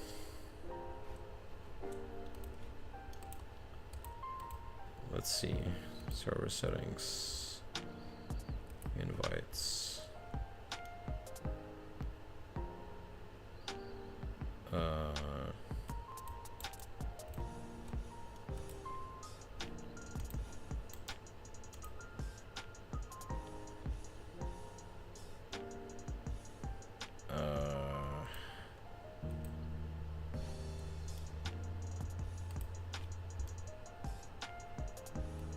Yeah, okay. Here's a link, or the current link. I'm gonna have to go into the Twitch thing.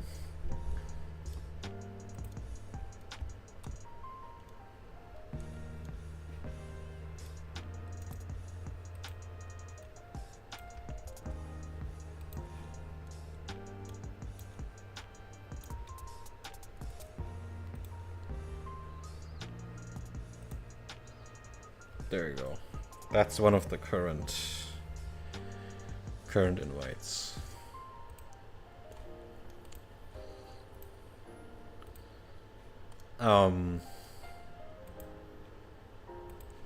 Okay. Minion of Fleshrack. Yeah, I think that's like a demonic horde side grade or something that deals damage to you and taps itself if you don't pay its upkeep, and it can destroy a creature or a land, whereas demonic horde was only lands.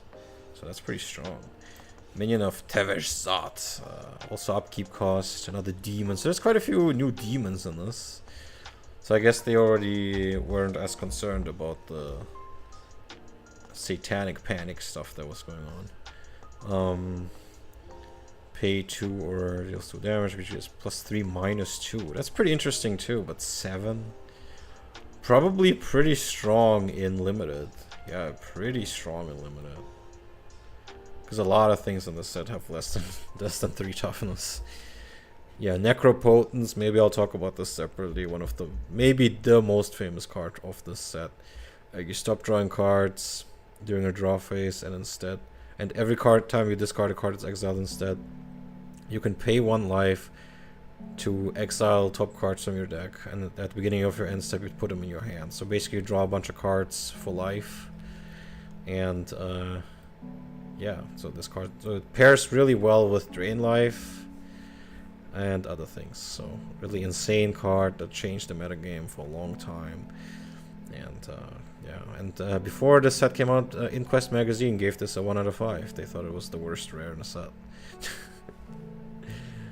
I mean, it looks very unappealing at first. The card that starts to skip your draw phase is very unappealing, but little did they know. Anyway. Oath of Limdul. Sacrifice permanent. Ignore safe, no permanence. Is this like just very similar? Whenever you lose life, each one will sacrifice a permanent. Black, draw a card. Okay, so it's like they put both designs in here and saw which one people liked more, I guess. Okay, like right next to each other too. Pox. Yeah, this makes both players lose a third of everything. Third of their life. Yeah. Yeah, I know. I talked about it in my 4th edition stream.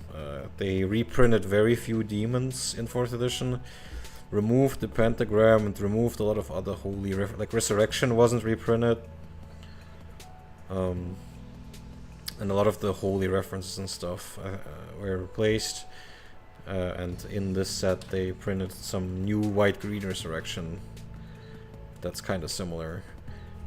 Yeah, and I think names with holy and unholy in their names, cards with that in their names were also kind of sort of replaced. Like Holy Armor was replaced with Armor of Faith.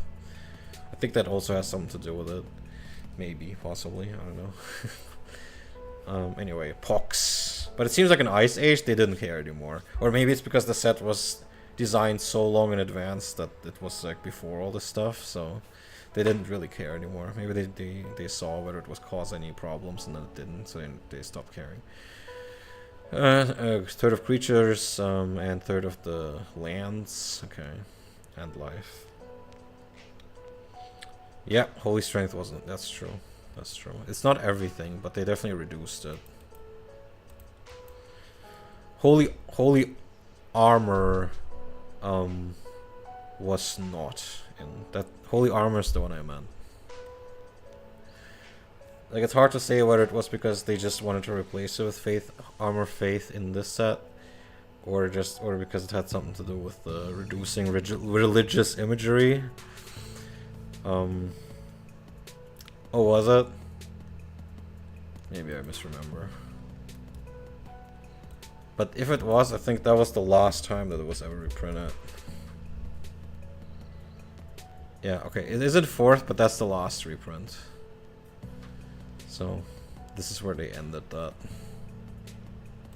So I slightly misremembered, but there you go. Thanks for the correction. Where was I?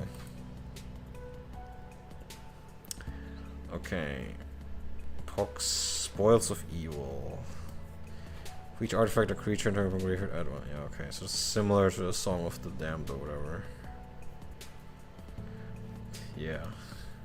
I mean, I don't see it as a competition. If I'm corrected, and that's cool. So I want to have less mistakes on the stream as much as I can.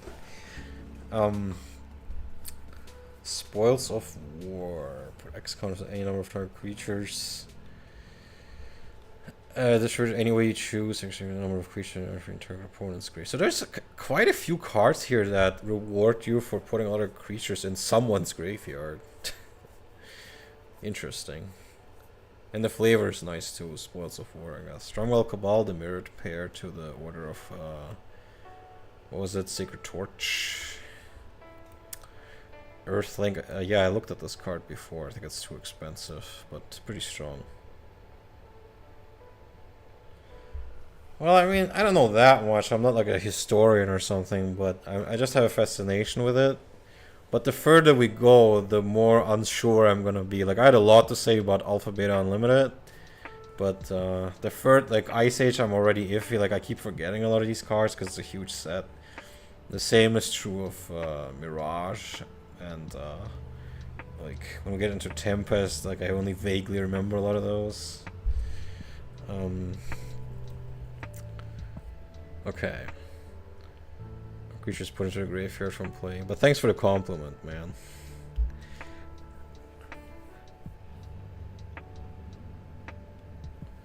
Well, it ends when it ends. I mean, I don't know. I'll try to keep it going, but it usually fails because of people's schedules or something gets in the way. So I don't put a hard limit on it, but I'm also not going to claim that it's going to reach 2026. Like, I don't know. It kind of never does. You see a lot of failed progs on YouTube, you know. The last one I did ended at 6th edition, but not because I chose it, but because it just kind of... people just got too busy.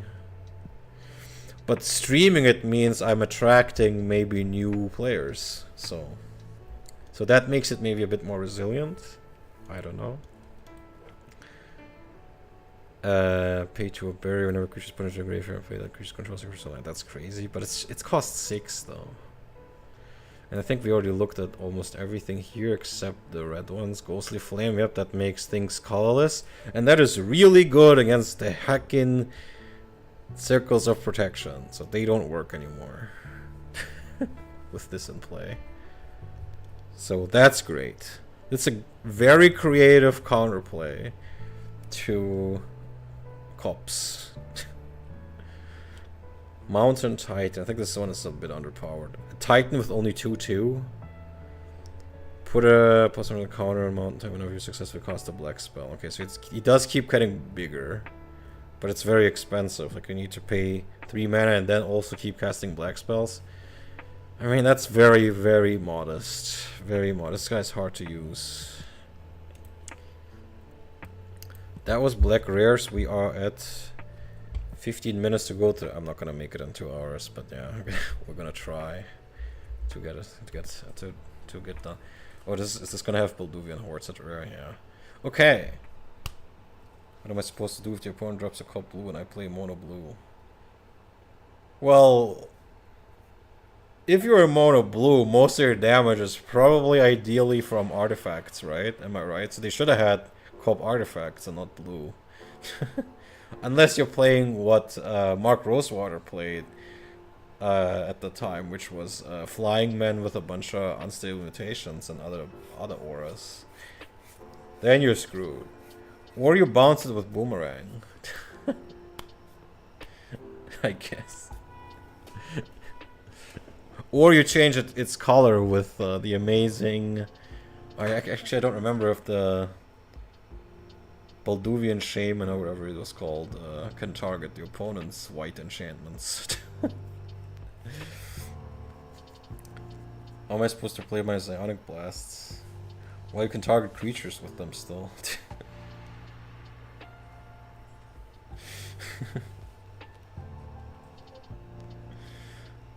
But like I said, the easiest way is to just make your damage artifact damage, like Juggernauts. Like blue loves artifacts, right? So Juggernaut, Suchi, Yoshin Soldier, you know.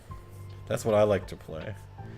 With a lot of Sages of Latnam and stuff for a constant card draw. And of course Black Vice, right? That's what blue players love, playing Black Vice. Maybe the rack is more a black thing. Anyway, so Balduvian Barbarians is boringly just a 3/2 for 3. So that's not very exciting. Barbarian Guides gives things snow-covered landwalk. Okay. What do I think about black in the set? Yeah. I think I like the commons. The rares were a bit iffy, but pretty strong for limited. Like those demons are probably really strong in limited. There are some things that I'm really shocked were rares, like a 1 mana something can't regenerate for a turn and draw a card should not be a rare. That's insane to me. But white was worse in that respect. White had a bunch of cards, a bunch of rares that felt like uncommons, maybe even commons. Anyway, Battle Frenzy, all green creatures get +1/+1, all non-green creatures get plus. Okay, not too bad, I guess. Also a limited card. I feel like a lot of this set was designed for a lower powered, maybe already for sealed, but yeah.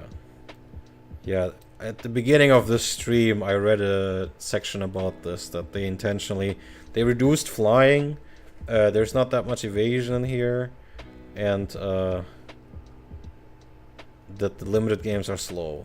But I looked at blue, and it has like this 4/4 flyer for 4 mana with a cumulative upkeep. Blue got a lot of pretty decent flyers in this set, like more than I thought it had.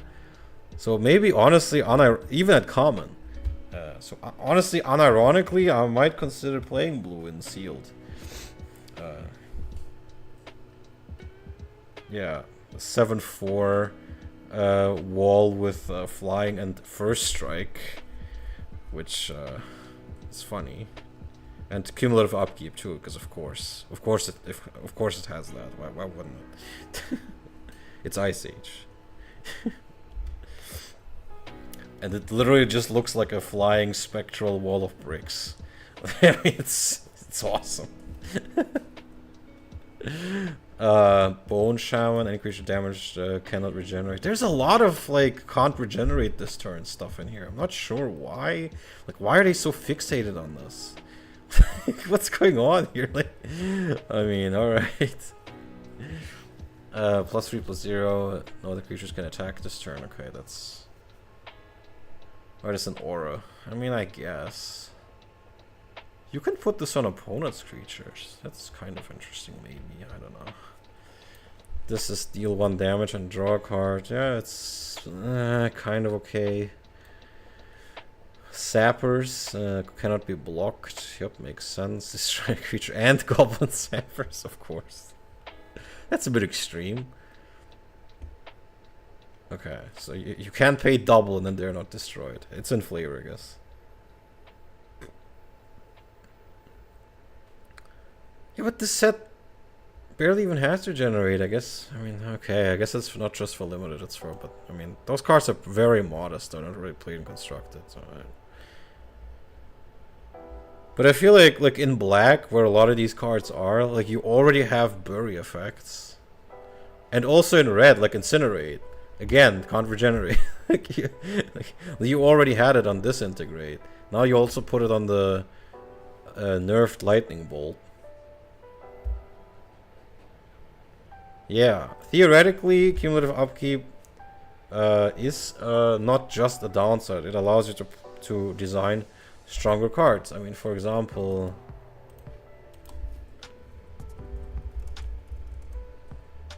this one, right? From Ice Age.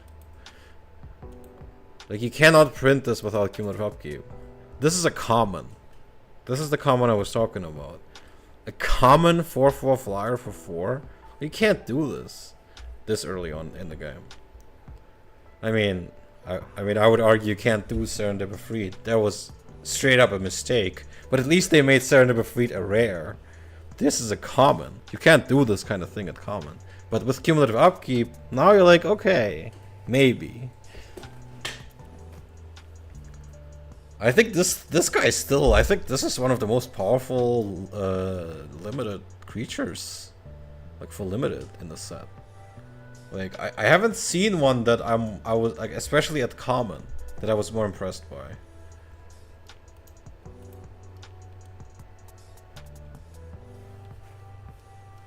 Better, well, Juzam Jin is 5/5, but I know what you mean.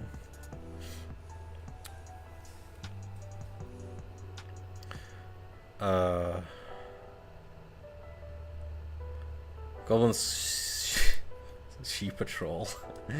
Yeah, it flies. You need to have a Snowland in play because, of course, I mean, it is skiing. Or skiing. And, but then it dies. But you could activate this multiple times and just buff him by +2/+0 a bunch of times. Honestly, for this is for limited. If you activate this repeatedly at the end of the, like if you want to close out the game.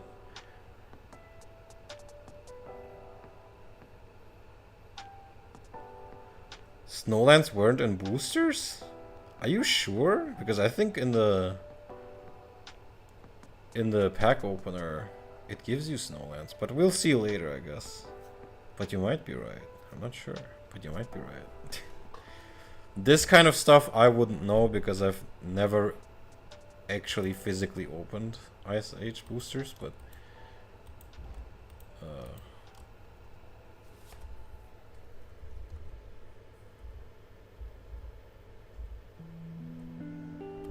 I don't think I read anything about that here. No, but we'll see.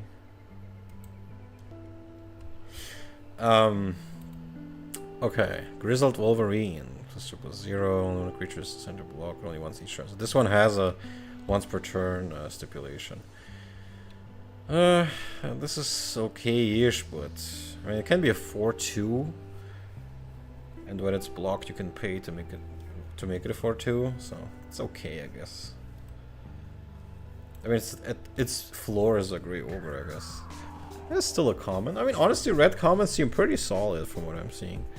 Cannot be blocked by only one creature. This gives menace, so they're making menace a more common thing. I already saw, I think, was the white or blue creature with menace in the set, and that was strange. Incinerate, this is the kinda sorta fixed, I guess, lightning bolts.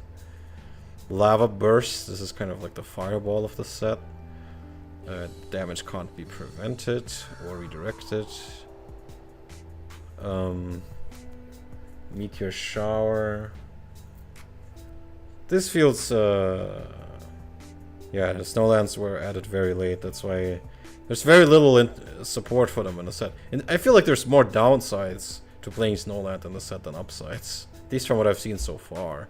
There's a lot of stuff that gives you, that awards you when your opponent plays Snowlands, so that's very strange to me. Like, why would you immediately make it a downside. Like, like why? Alright, I just won't play them, I guess. Yeah, this feels very expensive to me.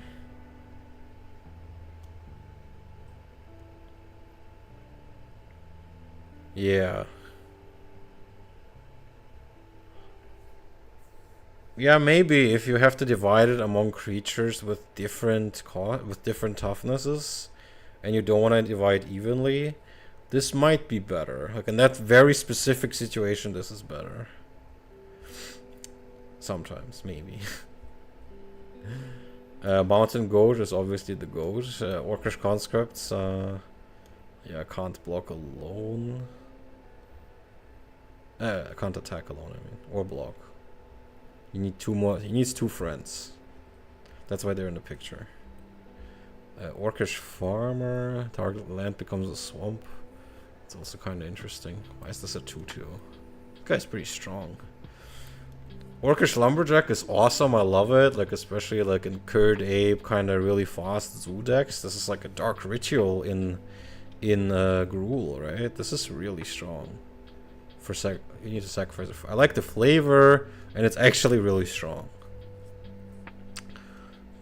Creature can't block on Slow Trip, Pyroblast. Okay, first strike. Shadow reprint, Stone Rain reprint. I'm not sure. This is funny art, I guess. Okay, +0, +2 is a bit strange in red, but alright. I think there's a way to abuse it in this limited. Yeah, no, not unlimited. I'm talking about constructed rule decks with like Curd Ape and stuff. Scale, I mean, why wouldn't you want to ramp out Scaled Worm? Yeah, okay, so this gives, I mean, this is Fire Breathing that also gives +2/+0, but it costs 3. And Tor Giant is Hill Giant. Nice. These were the red comments. What do I think about this? Some funny stuff, pretty hit or miss. I love Incinerate. Lava Burst is alright. Not as creative as other, like Kervex Torch or something like that. But yeah, like I love Lumberjack. It's pretty good. I'm not as impressed by it design-wise as I am with the blue comments, but okay, let's take a look at the... Okay, immediately I love Anarchy because fuck Circles of Protection. People don't see Anarchy coming. They look at you and smugly smile because you're in mono red and they have circles out, and then you're like, Anarchy, bam. Get wrecked. Yeah. A lot of these things that you're writing, I talked about them early in the stream because I read the wiki page on Ice Age and it mentions a lot of these things. So it's unfortunate you joined late, but I'm glad you're here. Yeah, if I remember correctly, they wanted Ice Age to release probably about a year earlier, where they released Legends and they put Legends in its place. So that's why Legends feels a bit weird. Like it probably was a bit rushed and includes a bunch of D&D stuff and people's favorites and kind of a lot of designs that feel not quite fully baked. Yeah, I mean, they wanted to... Richard Garfield even wanted to change the name of the game to Magic Ice Age. Like, wanted to make it so that the name keeps changing with each big expansion. But that plan was very quickly... Like, imagine if Magic had, like, changed its card backs, like for Arabian Nights, purple card backs, and kept changing its name. Like, if it had both of those things, we probably wouldn't be talking about Magic nowadays. I don't know what we would be doing if, like, would there be other card games? I don't know. If Magic died, like, a year in or two, would it be, like, there would probably be no Yu-Gi-Oh! There would be a lot of things wouldn't be. Maybe there would be something like a Pokemon, but I don't know. Like, funny thing to think about. Yeah. Legends also had a lot of like side grades like Chain Lightning and I think there was something like a Giant Growth in there, I forgot. Legends is also something where I forget large parts of. Even though I did a long stream about it, where I looked at literally every card. It's just the kind of set where I just keep forgetting. Whirling the Rivers is in there. I remember that. Anyway, I love Anarchy.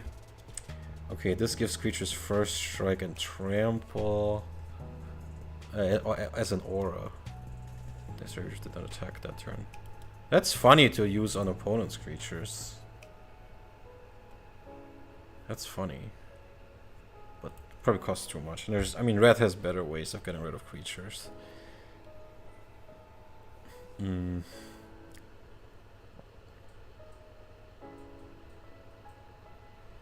Yeah.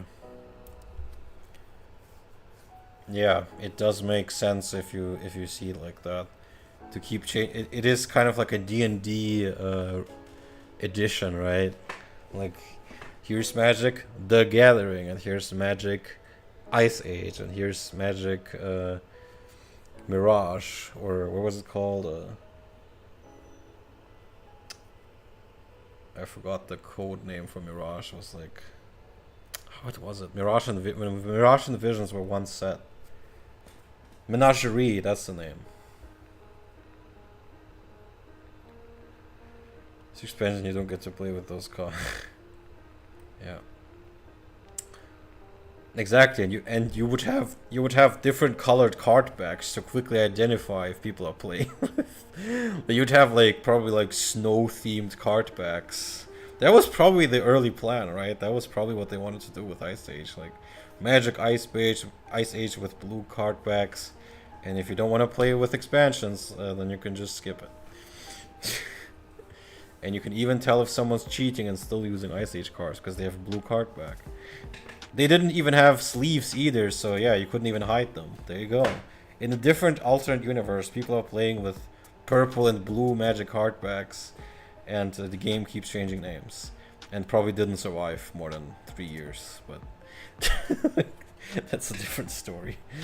That is a very interesting alternate universe, I gotta admit. So there, again, you're just punished for playing Snowlands. Like, what is this? There's way too much snow hate in this Avalanche.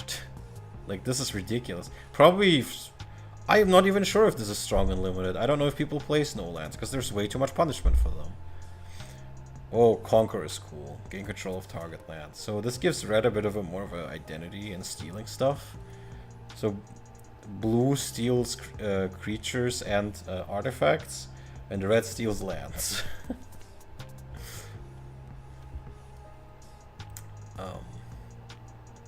Flame Spirit, that's the pair to the Sea Spirit. Goblin Mutant, Trample, can defend pixel onto creature. Okay, so it's kind of a coward with 5/3 for force. Honestly, not bad. I love Goblin Snowman.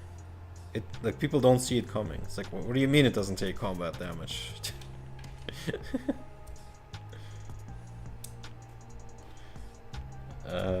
People have different card packs, anti, etc. Yeah.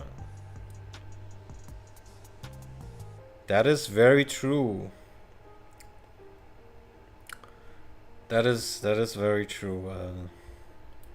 Like, I can't really fault Richard Garfield for doing all these wacky things in 1993. And I mean, I don't. I mean, anti is kind of crazy and legally in a weird gray zone. Maybe if you look at it from the perspective of, like, you see them as like baseball cards, maybe it makes more sense. But it's still a pretty risky thing to do. But as a game designer, maybe he didn't really fully think about that. But yeah, I mean, it was a different time. There was no precedent, so I don't really fault him for much. And I love Alpha. I think my love for Alpha really shone through in my review of Alpha. So, I mean, I set the precedent. Like, I keep gushing about Alpha, so.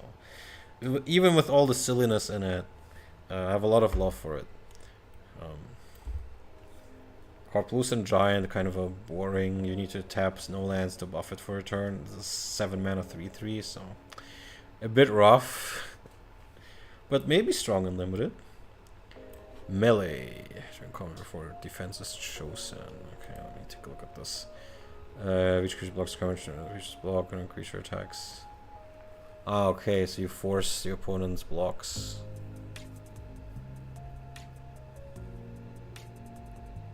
Okay, and but you also force your creatures to engage in combat. Interesting. Interesting. So you force a bunch of combat. Interesting. And decide how it happens. All snow. This is. I mean, this is stupid. Like, why would you design so many cards like this? All snow-covered lands becomes non-snow-covered lands for the same.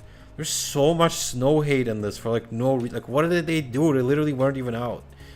Why would you make so many snow punishments? Like, that's so weird. Why does this cost 4? If this was a card in alpha, it would cost 1. Because it's so narrow. Orcish Cannoneers. I read somewhere they designed Cannoneers first and Artillery afterwards, but since it was delayed so much, they put Artillery into alpha. But I don't remember where that was. Orcish Healer, yep. Can't regenerate black or green creature. Interesting, yep. Also, one of my favorite cards in the set, Pyroclasm. Finally, red has something against weenies. Because that was kind of a weak point for red. Like, if you start having to use fireballs, and you only have like 3 mana or something, and your opponent is rushing you with a bunch of 1/1s and 2/2s, there you go, now you have Pyroclasm. This red was really missing this card, but now it has it. Stone Spirit can't be blocked by creatures with flying. That's interesting. Vertigo, 2 damage to creature with flying and loses flying. This is like, this is literally Earthbind, but as an instant. Yeah, it's literally with what this is. It's literally Earthbind with a less controversial art and as an instant. It does make more sense as an instant. Wall of Lava, isn't this? Yeah, it's 1/3, I guess. With games that interest me, corners for different stones were so late. They just kind of like to use something. Yeah, but there's just so much of it, and if you like, it feels like there's more downsides to playing snow than upsides in this set. The upsides are few and far between, and the snow hosers are actually, if there's snow, the snow hosers are really strong. So like, why would you even play snow? Like, you discourage it so much that it's like, that's why no one's playing it. I mean, there's many reasons why no one's playing it. It's the dual reason. There's not enough upside and there's too much downside. Even in limited, you wouldn't want to play it because there's just way too much punishments for it. Oh yeah. Word of Blasting, we need more wall hate because walls have been doing too many crimes.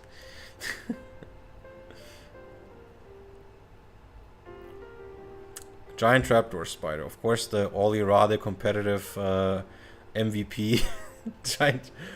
I've heard some people compare this to DD Warrior Lady, and that's a pretty funny comparison.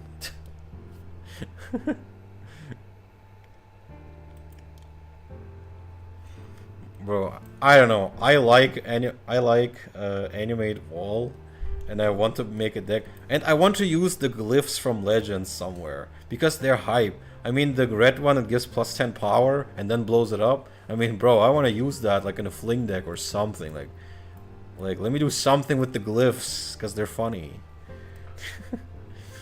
Anyway, these were uncommon. Some of these also felt like rares. Or wait, did I look at Centaur Orchard? Yeah, it's oh, to a creature flying, I guess. Yeah. Okay, there's some cool stuff here. Not enough for me, but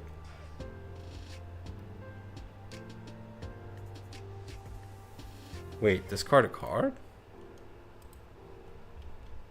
Trapdoor Spider? I'm not seeing anything about discarding a card here. But you do need to pay mana for it.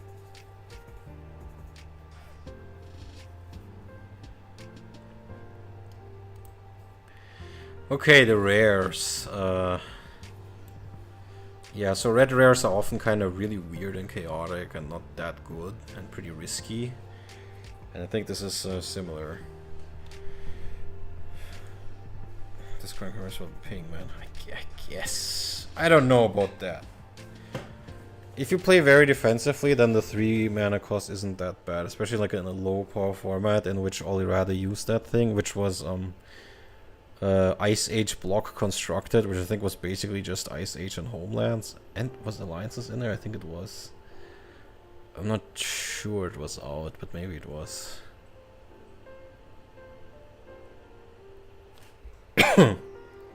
Well, the Yu-Gi-Oh! Progression Series is very slow because Echo is not that healthy a lot of the time. So, but I think we might play.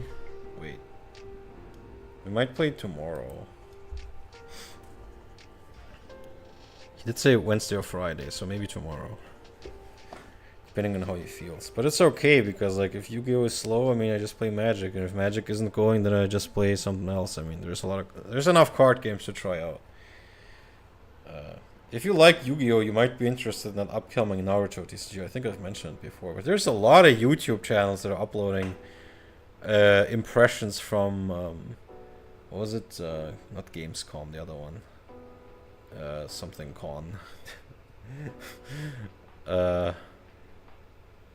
Indianapolis. Gen Con? Yeah, Gen Con, right? So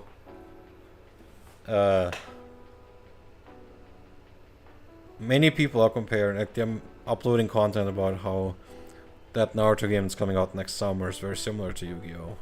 And I do agree, it definitely does feel similar in some ways. Yeah, there's a lot of YouTube content about that right now in the TCG space.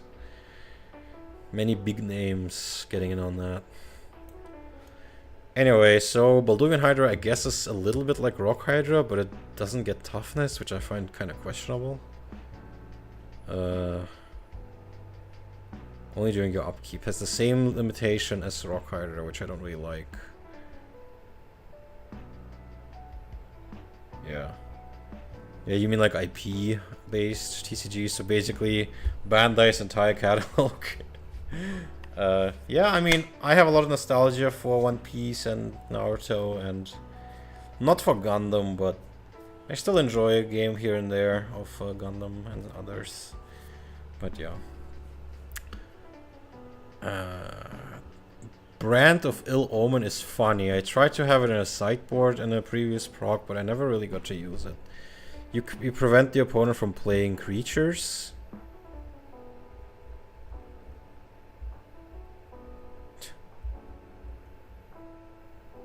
Yeah, clearly Balduvian Hydra is worse. It only gets lame corners and not heads. I don't know why they made it only 1 toughness, just because you prevent damage. That's lame. So yeah, I tried to use Burn of, but it doesn't really fit red. This is a strange rare where it's like, I get why this is a rare because it's experimental, but it's very weak and narrow, and I'm not even sure where you'd use it because it doesn't really fit the red playstyle. Like, do I want to keep spending mana every turn so my opponent doesn't summon creatures? Like, I don't know. Chaos Lord, first strike, has haste. Wait, no, it doesn't. Target opponent gains control of this creature if the number of permanents is even. You can attack so it had haste unless it entered this turn. Okay, so the haste is for when it switches controllers, I see. I was a bit confused at first, but yeah, it's for switching control. Which it will probably frequently do. Yeah, this chaos stuff, that's kind of weird to me. Chaos Moon is the same. I think it buffs your red creatures if number of permanents is odd. And also it makes mountains tap for an additional red. Okay, that's pretty good. If number in until end of turn red creatures get. So it checks each upkeep the situation. Oh, Yu-Gi-Oh! We are at Dark Crisis. Which I think is also about like what 8 or 9 sets in. I have to check real quick the number. Yeah, I think it's the 8th set. No, wait, 9, because 8 was Magician's Force, and I have to update the sheet on that one. Okay.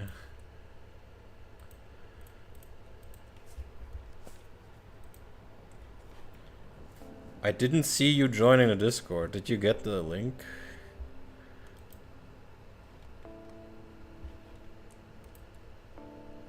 mean, I don't want to pressure you, but in case something didn't work, I should know.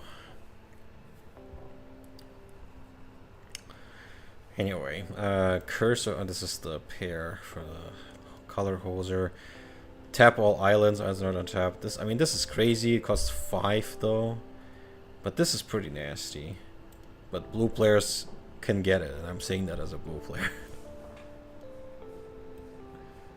Okay. All right. Dwarven Armory, sacrifice a land to put a counter on target creature. To put a... Only during upkeep. That's kind of awful. I understand why it's a red rare though. In Game of Chaos, do I want to read this text? I am not sure. Flip a coin. If you win the flip, gain 1 life. Lose one if you decide to flip again. If you lose the flip, you lose and the opponent gains 1 life. Double the life. I mean, that's kind of insane. I mean, this can just end the game right there. This is kind of like Mana Clash, but maybe even funnier.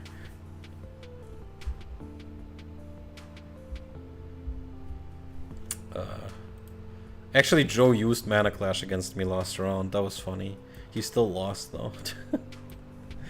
He tried to use a deck with Mana Clash and Circle of Protection red in the main deck. That was funny.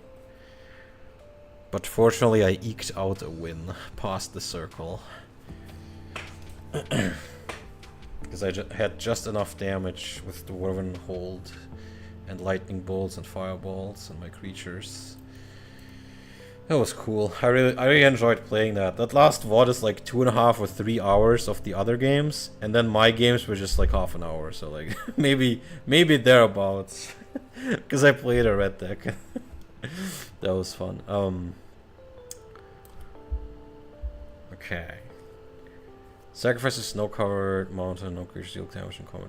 Wait, so this is a fog? Ooh, this is like a... I didn't even know about it. This is a because it's a rare. I've barely ever seen this card. That's actually... So finally I'm rewarded for playing a lot of snow. But why would I want to do this in red though? Is this like for the smoke players? Like the defensive red deck? With smoke and this? Fog and tapping everything? It's like red control. Like, oh god, here's Yokel Hops. You see, because Wrath of God, Armageddon, and Shatterstorm were simply too weak on their own. We needed to make it 1 card. Yeah, Yokel Hops is just crazy. Karplus and Yeti, I'm really not... I'm weirded out by the art. Like, they really like this part of... But where's the... Like, the Yeti is back there. This is very strange. Is it, like, ambushing them? Is it... I guess. Is it just like abducting one of the other guys? Like, this is very strange art. But I keep having to wrap my mind on what's going on here. And isn't this kind of like the fight mechanic? Damage equal to its power target creature. Because you deals damage to this creature. Yeah, doesn't this just fight? That's pretty cool. Martin Stromgald. Yes, I did mention that because it's when I was looking at the Ice Age boons, this pretty much explicitly talks about that this is the healing salve, brainstorm is like recall, Incinerate is like lightning bolt, and the... Well, I wouldn't call this a nerf of healing salve. It's different. Because it does give the... Like, if you use it to prevent damage to a creature, it does give it permanent +1/+0 counters. But yeah, it costs 2 for... I'm not sure why it costs 2. That's kind of messed up. I'm also really weirded out by... Let me show you this.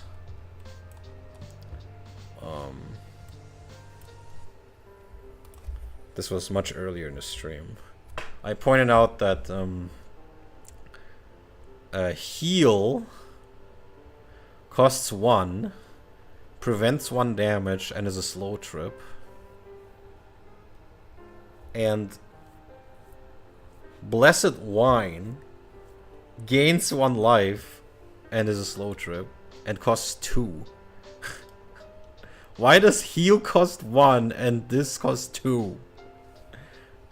That makes no sense to me. Like, what? Why would you do this? Why is gain 1 life double the cost of prevent 1 damage? That's just... What are you doing?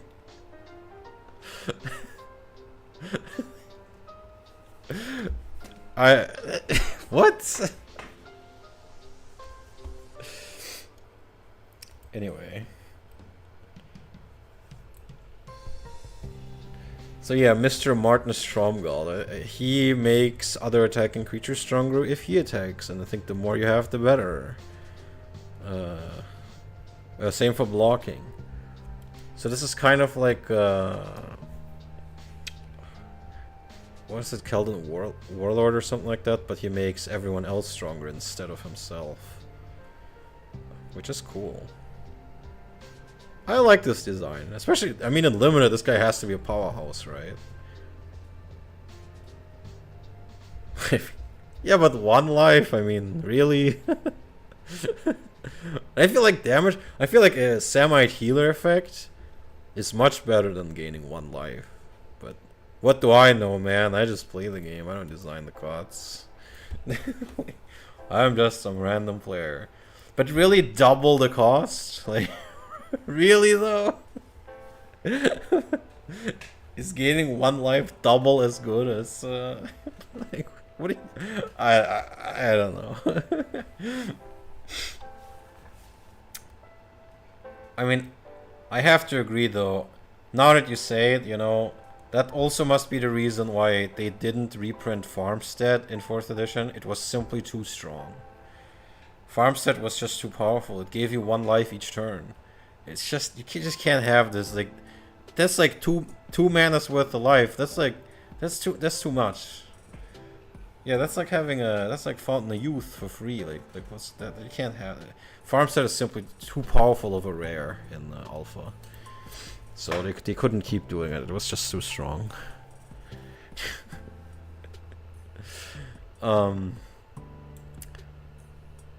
Mudslide is interesting. It's a creature without flying, don't untap. If their upkeep, each player may pay an additional 2 per creature. Yeah, so everyone who doesn't fly needs to pay a lot of mana to untap. So this bogs the game down even more, because we needed that more in Ice Age. Orcish Librarian, top 8 cards, remove 4 of them at random. I mean, this is awesome. I love stuff like this. Meaning 4, yeah. So remove, so exile 4 at random. I mean, that's hilarious.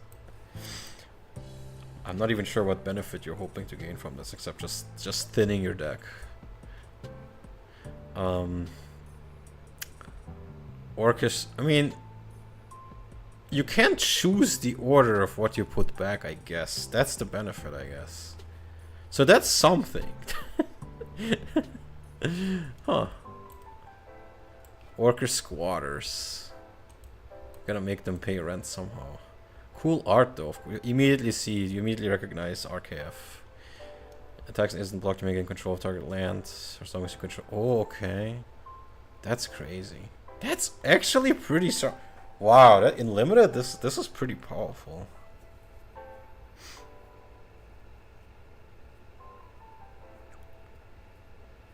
Pay 2 white and tap a land because it's 1 life, but yeah. Exactly, exactly. You need to protect Benelish Hero.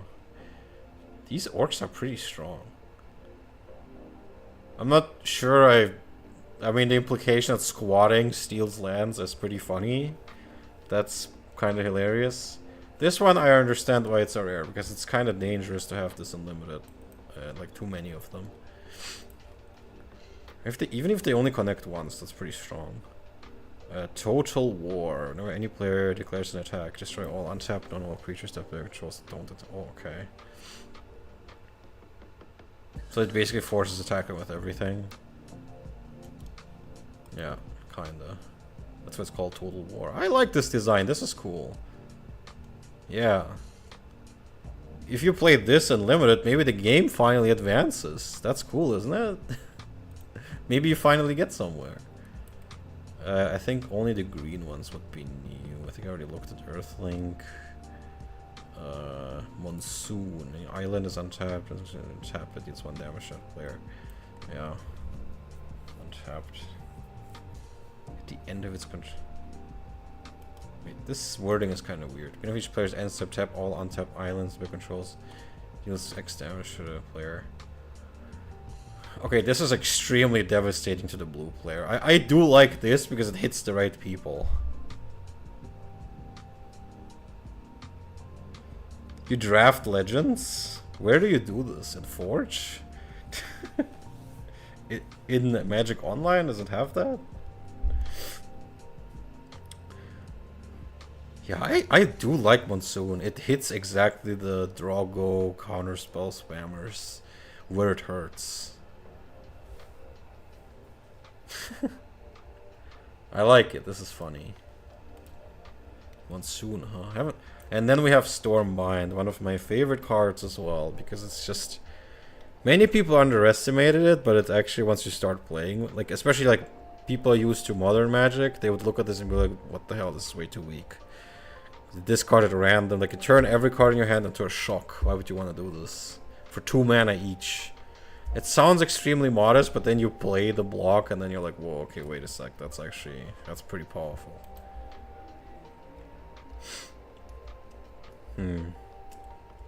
Yeah, I draft beta on Forge sometimes. It's pretty fun. It's clearly not designed for drafting, but it's still pretty fun. Okay, now let's look at green commons. Green needs probably the most help at this time. Although they did just get Sylvan Library. Aurochs. That is pretty modest. Bears. Artifact ability. That's interesting. Like, countering artifact abilities is honestly not bad at this stage. There's a lot of them going around. Permanent activation cost. This does negate Mishra's Factories, right? Both of them. Both of the abilities, right? I think it does. But it needs to tap. Ah, that's kind of lame. Also, green can already destroy artifacts. Something like this should be in black. When games grind to a halt and both players draw nothing but air, discarding garbage. Yeah, exactly. Exactly. Stormbind is crazy. Chop Toad. One of the best cards in the set, obviously. Oh wow, there's an arm sticking out of its mouth. Should get plus 2% until end of turn, blocking or blocked. Isn't this like super Bushido? Bushido 2? This toad knows the way of the warrior. The soul of a samurai over here.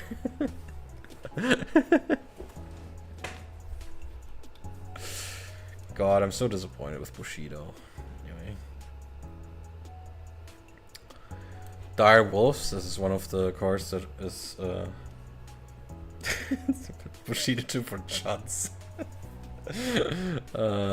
Dire Wolves gains banning if you control any plane. So this is like Timberwolf, but 3-drop with 2/2 and more conditional. Like you need to play white allies. That's not bad. Especially at common? We're still at common? Yeah. That's a pretty solid common. Because Timberwolves was a rare, so I get it. Conditional banding at common. Just target land. Blocking creature +1/+2. That's okay. Isn't this Pendle Haven, but more conditional? Only on blockers? Kinda, sorta. Maybe, kinda, sorta. Destroy all enchantments or destroy all non-white enchantments. That's strictly better, except for the casting cost, a strictly better Tranquility, isn't it? That's pretty cool. That's pretty powerful, like, because white likes to play a lot of enchantments, so.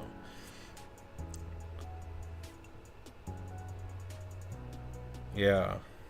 Yeah, kinda, right? You're like, hey, if I have dial, it's easy to splash too, so you're like, maybe I should put this in my white deck. Although white-green was not very powerful at the time, but still. Folk of the Pines, +1. So this is like bad fire breathing, like, okay, 2/5. This is kind of, but it is a common, so I kind of get it, maybe. Man, but you need to spend like 6 extra mana for this to be a 5/5. It's, you know. Foxfire is, I think, like fogging one creature, or oh, it's Maze of Ith, right? It's literally Maze of Ith. Yeah, and drawing a card. Right, it's Foxfire is Maze of Ith effect plus Slow Trip for 3. Not sure this should be in green. I guess maybe it's not that wrong. It feels more white to me, but okay. These two colors have a lot of overlap. Finthorn Brownie, untapped target creature. This could be some fun combo somewhere. I don't know. Finthorn Elves is Llanowar Elves, but looks weirder with weird expressions and weird hair. Giant Growth. I don't like this art of Giant Growth because there's no reference. But everyone says this. Boring opinion, normie opinion. Let's move on. Gorilla Pack can attack if defending controls no forests. This is like the sea snake thing, but on a gorilla, which is kind of weird to me, but okay. Juniper. This is Ley Druid, number 4 to 8. If you need something like that.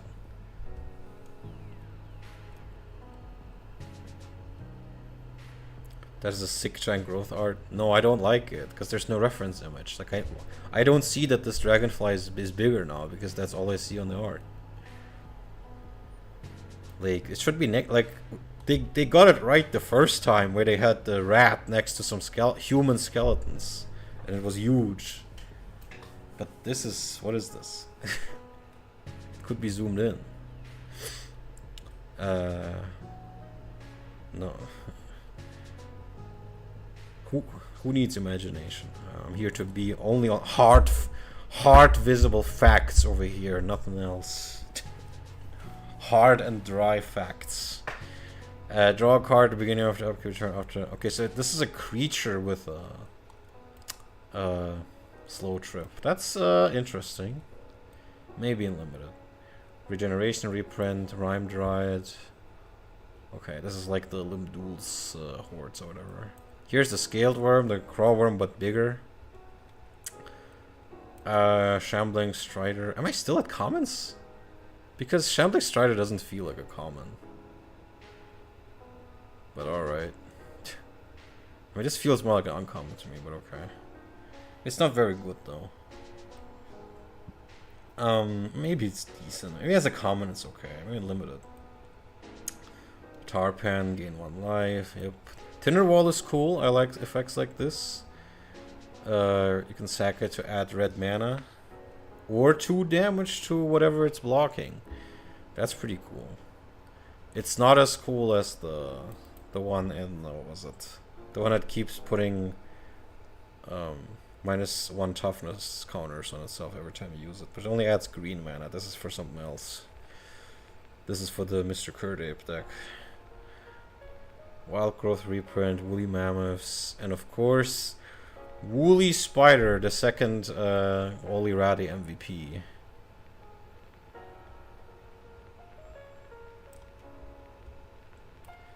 Yeah, you know, I kind of realized that like people are so surprised to see red mana dorks, but excuse me, this was in the dark. And reprinted in 4th.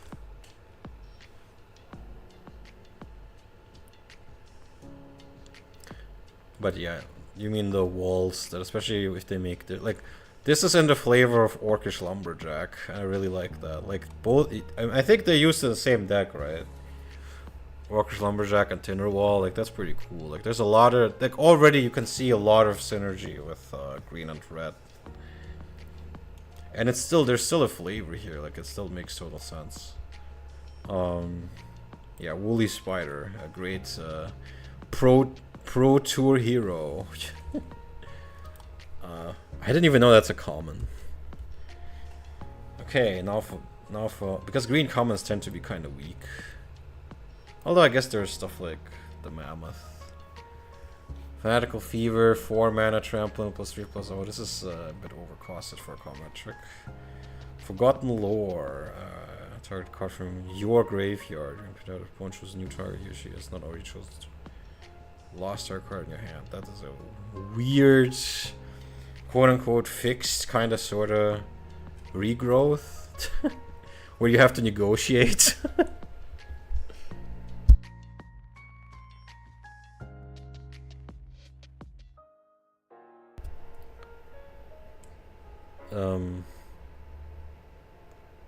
I mean, that is a very fixed Berserker, and it's 4 times the cost. That's crazy. Frailized Supplicant. This is a bit weird in green. Sacrificing red or white creatures to deal damage. I'm not even sure I understand the flavor here. Like, what does she do with them? Like, this feels very black or red. Like, this is weird.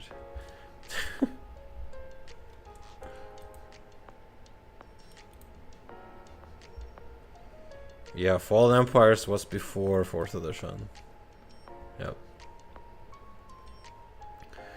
Frailizes Charm. Any opponent can cost a black spell, draw a card. This is pretty good, but you have to pay every time. But it's still, I mean... I see. It's just like the opposite of that black enchantment, where they have to discard every time. Still, I mean, this is a more modest life force that doesn't stop the game, but looks fun.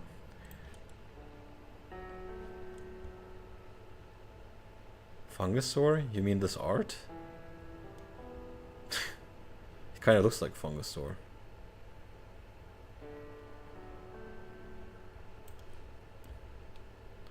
Fintorn Elder. Yep. Add 2 green, not bad. Hurricane reprint, interesting art where it's hard to see the Hurricane, but sure. I like Hurricane. I play it in the main deck often. Jotol Worm, that looks very, I mean, yeah, it kind of looks like Fungusaur. But stretched Fungusaur, long cat Fungusaur. Blocking creatures enter beyond the first gets -2. Okay, what the hell?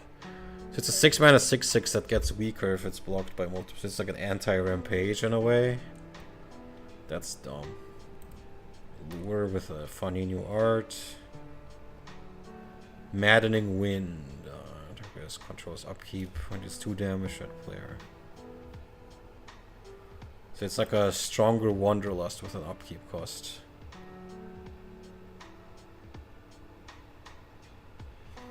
Yeah, Nature's Lore,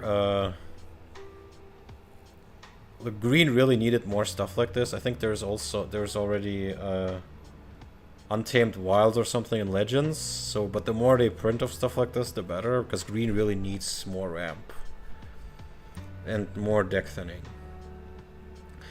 Thermokarst is literally a less splashable ice storm that also gives you a life if your opponent's playing snow. Yeah, it's basically the same as Ice Storm, but harder to cast. Thought Leech, but they will eventually move away from Greenland Destruction because it is kind of weird. It doesn't even look like a green card. Like, even the art doesn't look like a green card. Like, it looks red. I mean, if you told me this is the art of a red card, I wouldn't blink.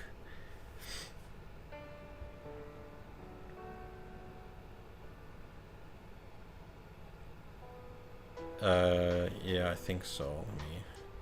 Let me compare the two real quick. This is any forest. So Nature's Law is a forest. Untamed Wilds. Well, this is any basic land, and so it's a bit of a, I mean, if you want a dual land, then yes, Nature's Law is better. But this can search any color basic lands, so I don't know. Maybe for people who didn't have the money for duels, This was better.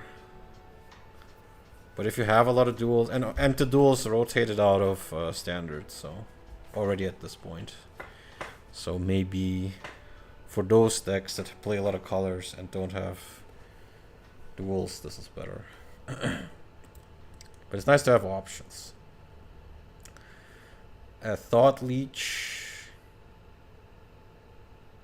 This feels like a reprint. I think blue had this card, but in blue. Like, was it Feedback or something? No, it was called something else, but I forgot. But with forests. Touch of Vitae. Target opponent may untap one additional time this turn. What? A creature may untap one additional. Is this like instill energy? Gains haste and untap this creature, activate only once. Yeah, it's instill energy, but with a cantrip. Life tap, yeah. It's like a plane shifted, color shifted life tap. Venomous Breath, end of combat, destroy all creatures. Okay, yeah, this is like Venom. Is this literally the same card? Except it also affects walls. Because walls have been doing too many crimes, we need to punish walls more. Wall of Pine Needles. This feels like, this is like Wall of Bramble, but for 1 more mana and 1 more power. Which, alright. And a nastier art. White out with flying. Okay, I think this removes flying and... Oh, you can sacrifice Snowlands to bring it back. Okay. Interesting. This is something where I don't mind if it's recurring. Yavimaya Gnats. Flying regenerate 0/1. Wait, this is the same as Killer Bees. Except it costs... It's more splashable, right? Killer Bees I think was green 1. This is 0/1. Yeah, same stat. Flying... No, wait. No, what I'm talking about. No, wait a sec. No, I'm getting confused. Killer Bees was like Frozen Shade. This thing is like... I don't know, I guess something like Uthan Troll or Drush Skeletons, but with the cost of Uthan Troll, but in green. The stats of Frozen Shade, and the ability of Uthan Troll and a flyer, which is again strange in green, but at that time it wasn't. Interesting side grade to like 3 different cards. What do I think about green? Yeah, there was some nice new utility.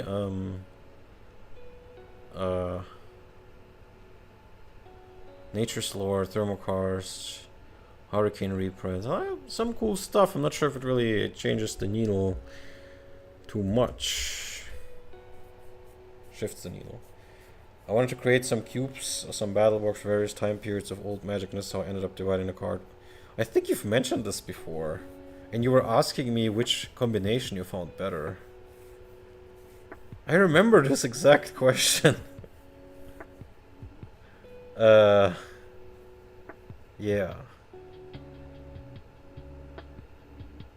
Yeah, like you were asking me how to like which way to divide them was better.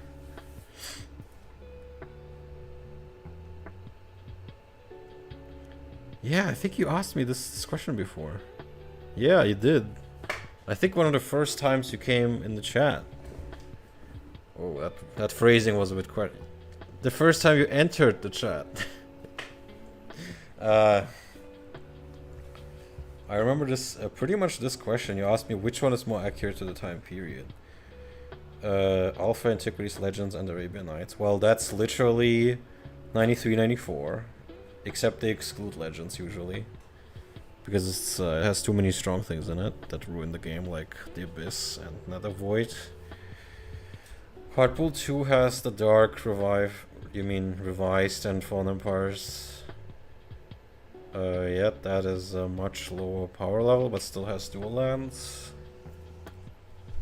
Hardpool 3 Chronicles, 4th Ice Age Homelands, yeah, that's That's basically 95, early 96. Ice Age Homelands. And it's basically very similar to Ice Age Block Constructed. But also, I think it's basically the standard of early 96, if I'm not mistaken. So the first one you mentioned didn't really exist. Except, I mean, it was type 1, basically. It was type 1 of, like, 94. Dark Voiced. The second thing you mentioned is basically the very first standard format that only existed for, like, a couple months.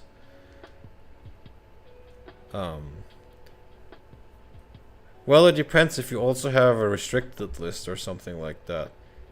But you're saying it is a cube, so I guess people wouldn't have too many copies of the crazy stuff. I mean, I assume you're talking about playing draft or sealed anyway, so... I mean... It's hard to say, because some of these things are really strong, like... But, like, stuff... I think stuff like Black Lotus and the Moxen aren't that strong in, like... in sealed or whatever. Because, like, what are you going to cost with them?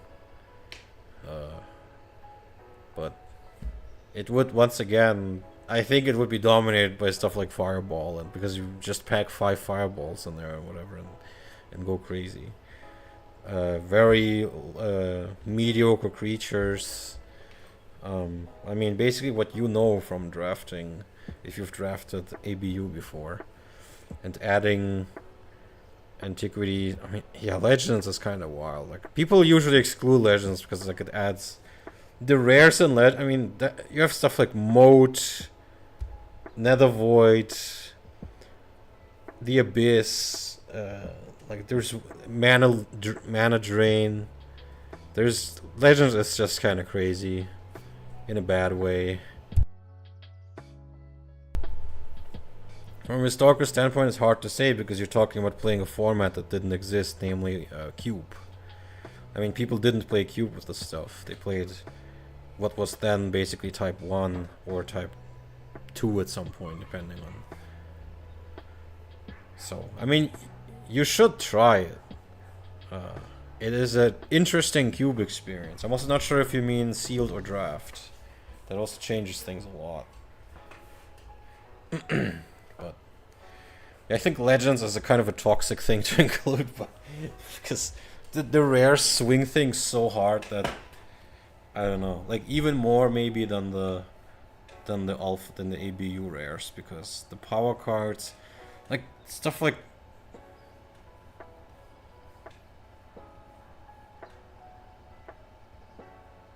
well, yeah, I mean there weren't any other sets. Like if you talk about 94, those were the sets that were out. But I mean, I myself didn't play at the time, but I assume that if you're talking about just casuals in a game store, depending on when they started, they probably wouldn't have had much access to the Moxen, or maybe like 1 or 2, and they would try badly to get these cards. But if you're talking about like the average player game store experience, it would probably be dominated by something like Fireball, like basically the commons and some uncommons, Source to Plowshares.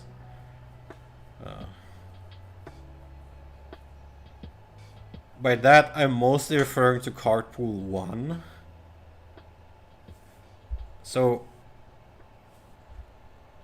my answer makes sense with Card Pool 1. Card Pool 2 is what people played competitively in Standard. I think at that point, especially once Revised rotated out, people really like most of the events at like Nationals and stuff and Worlds, and I think the Pro Tour as well, were not Type 1 because people were really tired of it. They were tired of getting smacked by rich people and the early players that had all the Moxen and the Power 9. I think Type 2 was really popular when it released. So a format like 4th Dark Fallen Empires, I think that was played. even by casuals. Like, even I'm noticing it in the prog. Like, everyone wants to try standard. So I think it was probably similar back then. Like, people like the lower power card pool. Like, they like not having the power cards, the unfair shit, and the dual lands are a bit of an iffy topic. I mean, with Ice Age we get dual lands again, but there you go. But only for allied colors, which is a big difference. So I think people do like it. Like, they want to get away after like 7-8 rounds of power cards. People do like getting away from them and limiting. I personally really like the Dark and Fallen Empires, like this lower power format with a bunch of creatures. And 4th edition is a nice core set to have alongside because it's the power level of it is also not that high. Because if you have revised, then it dominates, but if you have 4th, then it doesn't. And 4th, what was the 3rd one? Chronicles 4th, Ice Age Homeland, yeah. Yeah, I mean, that's kind of what people played in the standard of early 96. I mean, that was actually played. So, and I'm not sure how much casuals really kept to that, but it was a format that existed, and people do like getting away from. Like, newer players, I think, really enjoy not having to worry about. And also, Ice Age had a lot of reprints. That's also why they did it, right? So Ice Age allowed you to join later and be fine if the format was just. I mean, if we're talking literally 4th edition, Ice Age, and a little bit before that was Fallen Empires, which had a very large print run. So it was only cards that you easily could have access to. Like, 4th edition was also giga over, like, I don't know if it was overprint, but it was a really large print run for a very long time. So none of those cards were hard to get. So for newer players, so that's why I think, yeah, it was probably really abundant. Like, I think people played this format.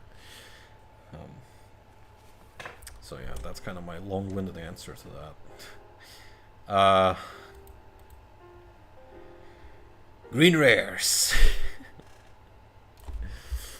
Man, okay, we're hitting 3 hours. I knew this would be long, but okay.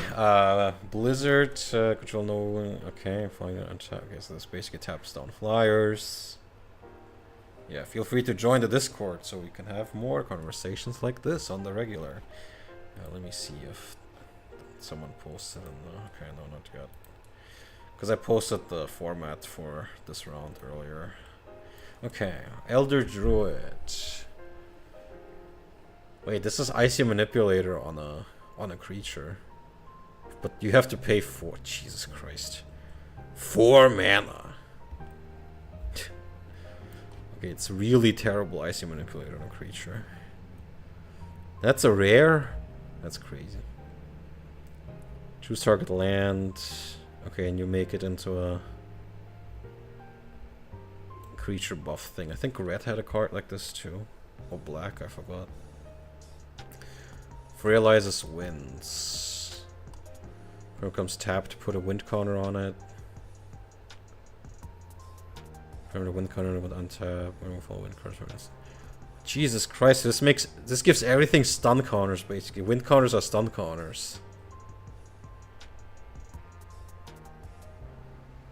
That's okay. Defensive green deck go, I guess. I'm glad that's a rare. Fintorn Poland. All creatures get -1, -0. Interesting. Wow. A lot of defensive green cards. What is this? Choose target land, print 1 damage. Okay, this feels okay. Damage prevention 2. What's going on here? Why are the rares like this? Also, I've barely seen a lot of the rares in Ice Age because, like, if you play prog, you don't see that many rares. Lurgoyf, yep. Is this I think this is the first Goyf. Pale Bears, Island Walk, cool. Pygmy Allosaurus, Swamp Walk. Ritual of Subdual, cumulative upkeep, all mana personal lands produce colorless mana. That's crazy. That's crazy. If you get this into play, you basically. I think the game doesn't go long after that. That's crazy. That's pretty powerful mana disruption. Snowblind. I remember this card being very mediocre. I was not happy with pulling this. -X, -Y. It's number of Snowlands defending player controls. So it's controller controls. That's so weird. That's so weird.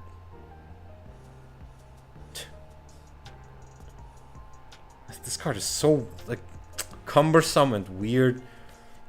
It can make one creature very weak and maybe even die if you have a lot of Snowlands out. This is also Snowland payoff, but yeah. But it has to attack for that. Stampede. All attacking creatures gain trample and get... It's also Snowland punishment if they have a lot of Snowlands. And creatures gain trample and get...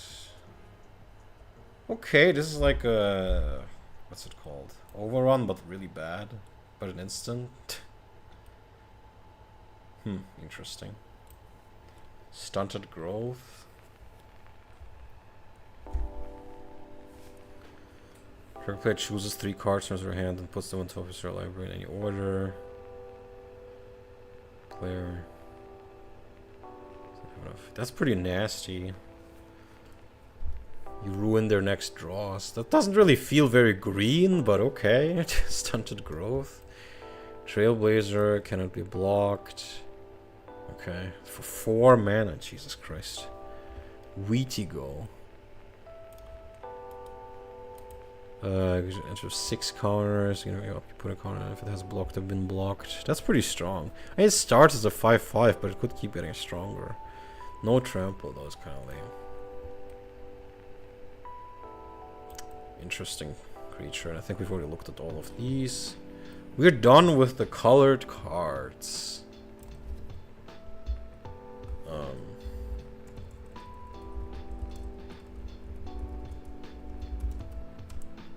Wait, this is the only common artifact?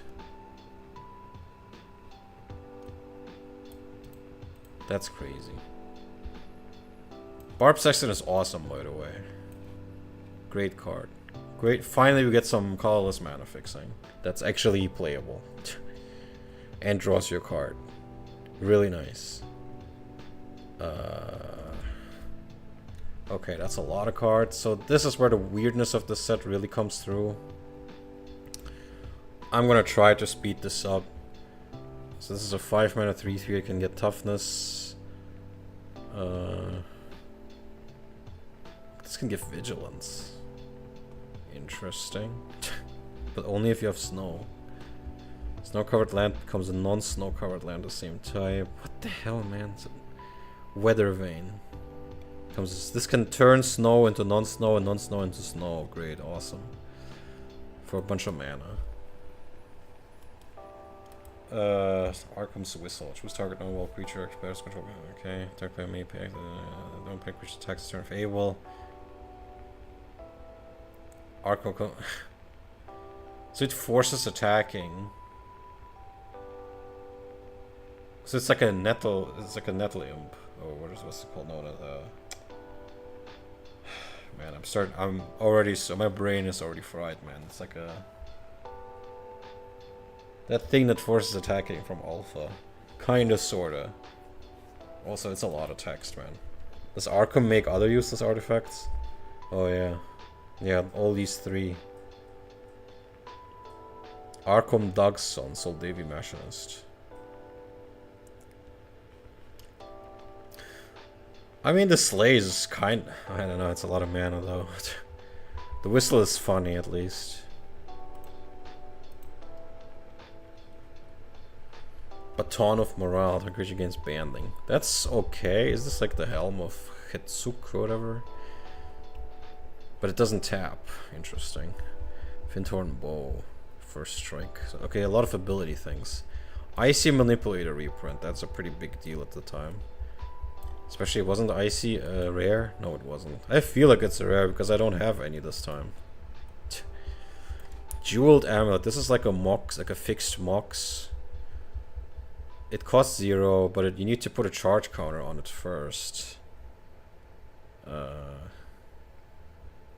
Of the color that you use to activate this. And then, so it's like every other turn this is a Mox.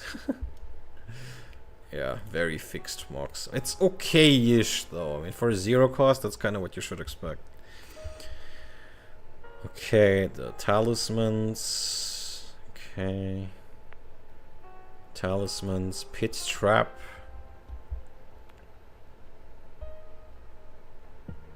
That is honestly the nice deterrent. That I would play this. This is not bad, especially in limited. I would play this. This is a fairly cheap creature removal in as an artifact. That's not bad at all. Also, the art is crazy. Shield of the Ages. This is really funny with Copper Tablet.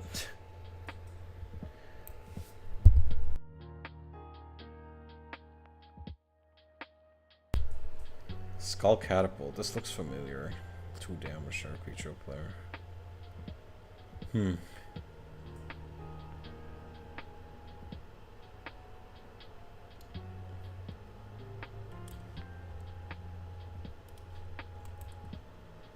Yeah, maybe that's why I feel like it's so... Wait, I'm on the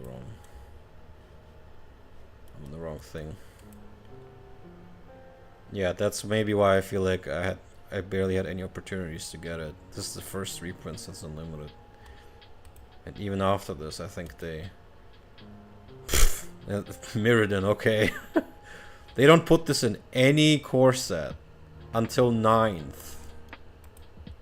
Jesus Christ. I mean, yeah, it was pretty strong. I think maybe they regretted making this colorless. It goes into too many control decks. Nowadays, you would look at it and like, what the fuck, 4 mana to do nothing? Yeah.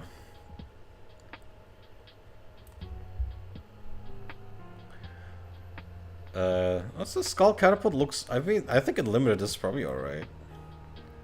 Recurring colorless damage. Soul Davies, and you probably have a lot of shitty creatures that you can throw with this. I would probably play this in sealed. Soul Davies Simulacrum. Okay. This is a creature. This doesn't look like a creature at all. I guess it's a what's it called? A golem or a... Wait, that's a soldier? Okay. Okay.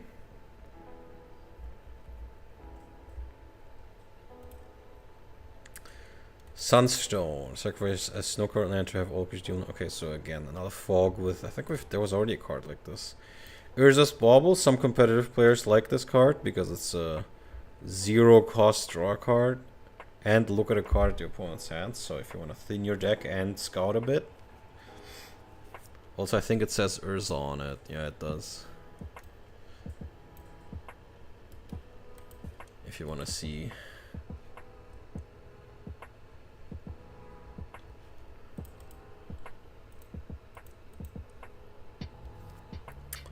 Walking wall. It's a wall that walks. I saw this yesterday when Robin was doing his polls. It's like Upstart Goblin. Yeah. I mean, it's actually in a way better than Upstart Goblin. Because it... well, for many reasons. First of all, it lets you look at one card. Second, it's an artifact. It works for things like Affinity or sacrificing artifacts, like for Sage of Latnam. 0 cost stuff is pretty good there. Or like all kinds of things.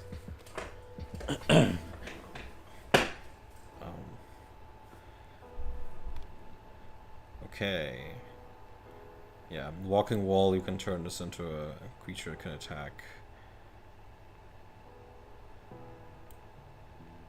If Arkham designed this, it's not that bad for an Arkham design. Wall of Shields. So this is like the Wall of Swords. The counterpart.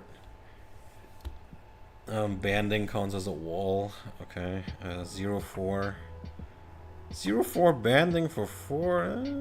Maybe if it was flying. I mean, banding is pretty good. War Chariot. Okay, Trample. Interesting. Too expensive though. Whalebone Glider. Target creature of power, no vision, 3 against flying.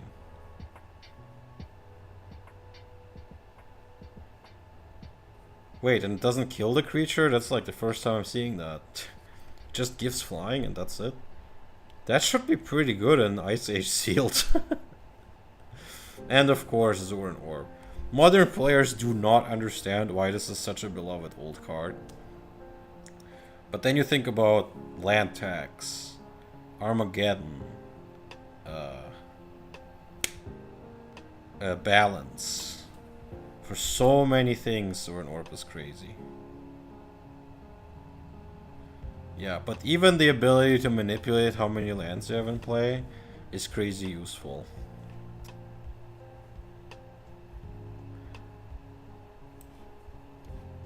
Okay, and now for the rare. This is where the real weirdos of the set reside, like the cauldron. Yep, this thing.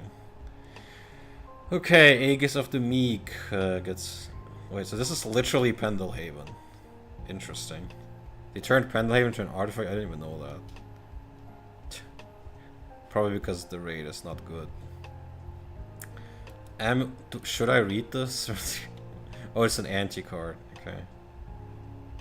Is this the only anti... Jeez, that art is funny. That art might get me in trouble. What did they mean by this? Anyway. I hit a top card, then you flip a card, you win, flip, I lose the game. What the hell? What the hell is this? That's crazy. Yeah, let's just end the game right here.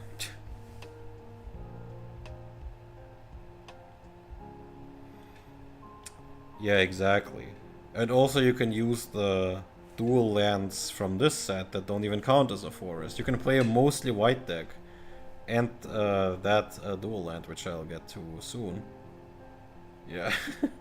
Oh, I see you play. I concede. I don't want to play against this. The art is too questionable for me. Celestial Sword. Target creature control gets +3/+3. At the end of the turn, of course it had to end like this. Crown of the Ages. Switch target enchantment from one creature to another. Interesting. That's interesting. Despotic set. This was actually played. Bury target permanent you own. Because you can get rid of your own stasis for free. I think there were some other things you can remove with it that you don't want around anymore. Maybe Winter Orb, I don't know. But you can just tap Winter Orb. But Stasis, you can get rid of that. But this is actually in some competitive decks from that time. I would have never expected that. A card that just looks like downside. Like, why would you play this? I guess it also works if your stuff gets stolen.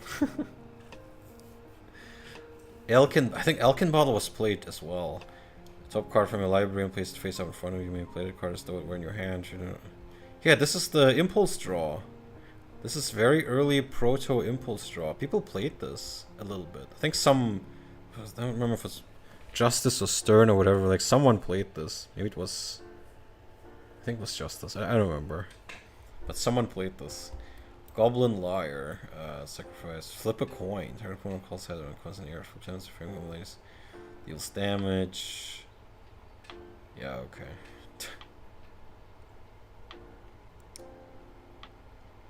Creatures suck, which is not wrong, which creature decks have always been played because the 7-1 still wins the game. Yeah, I've seen the sentiment a lot. Like, people are like, well, creatures suck, am I right? Like, I've even seen Patrick Sullivan say this. And I just don't really agree with that. I mean, there's enough decent ones. Especially in lower power gameplay. But like, Sarah Angel, Hypnotic Spectre,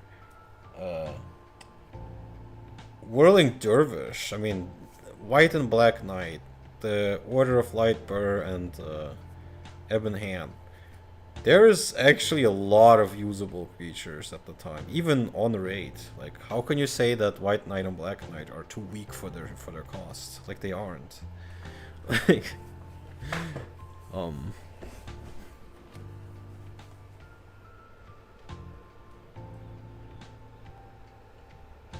Oh yeah, I remember reading something like that's yeah. See, there you go, because that's what I remembered. I remembered the correct player at least. Yeah, but it's actually it doesn't seem that bad. I mean maybe it is, but in the slow control games, maybe it's decent.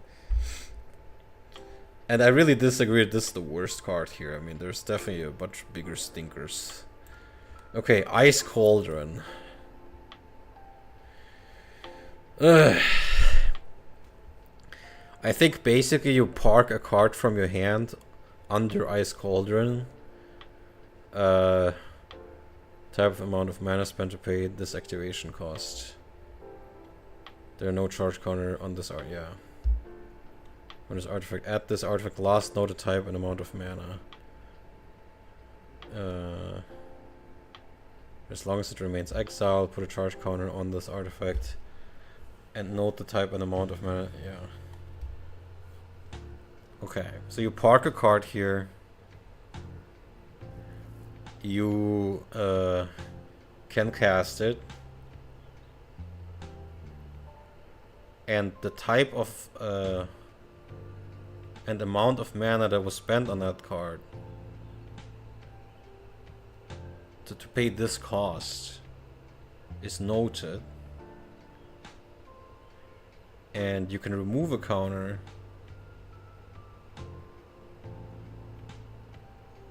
to add the type and amount of mana to your mana pool. And this can only be used to cast the exiled card. Yeah, I think I understand, but this is still a way convoluted design. Yeah, I know that's the point. I'm just trying not to explain it wrong. And the thing about the type of note, the type of card and stuff. Like, what does this even mean? Add this artifact's last noted type. Like, to where? I'm not sure I understand that part. But, oh, I guess, color. Like which color, I guess. That's a strange way to phrase that. But alright. So the type of color and amount of color. And it's used to cost the card. I get it.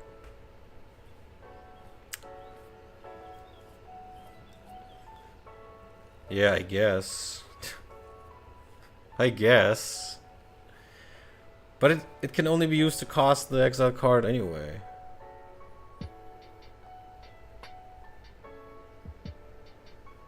I'm not sure how you abuse this. I mean, you exile one card a turn and maybe, I mean, I don't know. It's a very weird, I mean, I get what this is for, but like to you freeze something in place and cost it later. There are much better ways, like they design stuff like this way better later with like, what's it called, Foretell, or like what was the other one where you exile it and cost it later? I forgot. There's different ones. Infinite Hourglass. Put a time counter to any update play, pay 3 to remove it. Yeah, this makes all creatures stronger for some reason. I don't really understand why you would design this, but okay.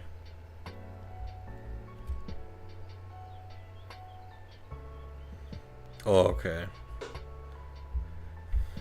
Jester's Cap. This was one of the most hyped cards before release. This allows you to search an opponent's deck and exile 3 cards from it. That's really exciting. Exile their win cons. Exile the cards that you hate. Exile Circle of Protection Red. Jeweled Lotus. Jester's Mask. Comes into play tapped. Sacrifice Jester's Mask to look through target opponent's hand and library. Give that player a new hand as of many cards that she had before. Wait, what? What's the point? Oh, okay. I missed that part.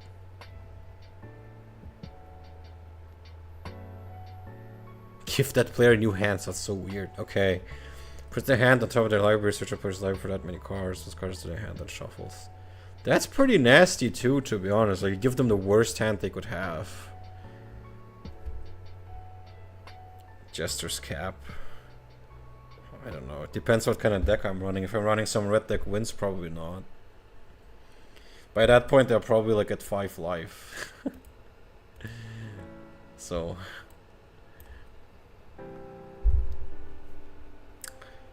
like if I have any kind of very consistent deck with a bunch of 4-offs, that doesn't do that much. Naked Singularity is also very strange. It's like that blue card. Why would... It's very strange. Why would they print 2 of basically the same card, but as an artifact and a blue card in the same set? So strange. Cumulative Upkeep 3 is also insane. Probably a fun card for 1 turn in Commander. Pentagram of the Ages. Print all damage dealt you from 1 source.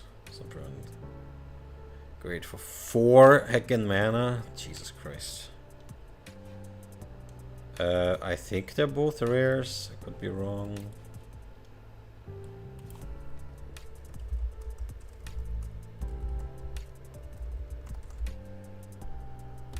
Not black. Blue.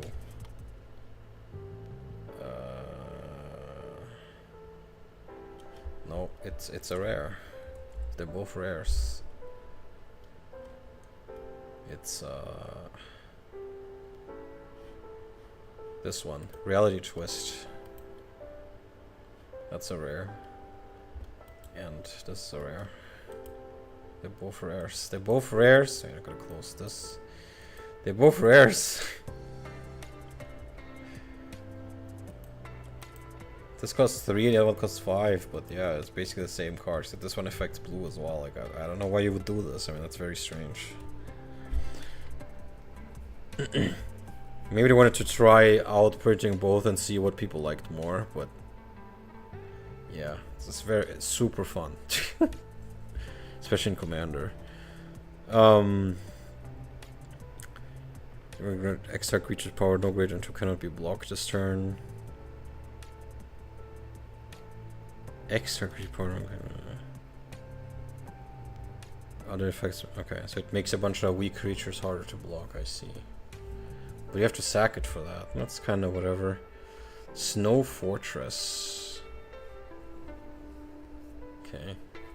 1 damage without flies attacking you. Interesting. That's not bad unlimited. That's not bad. Why does it deal damage? Even if it costs 3, that's, I mean, in limited, that seems pretty solid to me. You're right, there's way too many too strong walls around. They have done too many crimes. We need to punish walls. Celery Golem, not untap. Untap player creature. That's funny. It untaps opponent's creatures to untap itself. It's a 5. So this is like a Juggernaut that doesn't untap. That's weird. Very strange. I mean, this guy doesn't really want to be blocked with 3 toughness. That's pretty rough. Staff of the Ages, creature of any land. This is also why Incinerate is so good in this set. There's very few things that can survive it, right? Even at 2 mana, it's still really good. Creature of any landwalk may block. Okay, this removes landwalk. Time bomb, bring upkeep, put a time counter on time. That's funny art. Sacrifice time bomb to have it deal damage to each creature and player is equal to a number of. This sounds very similar to. I mean, there's multiple cards like this, but this one is literally just called Time Bomb. So this was probably the inspiration for many other cards.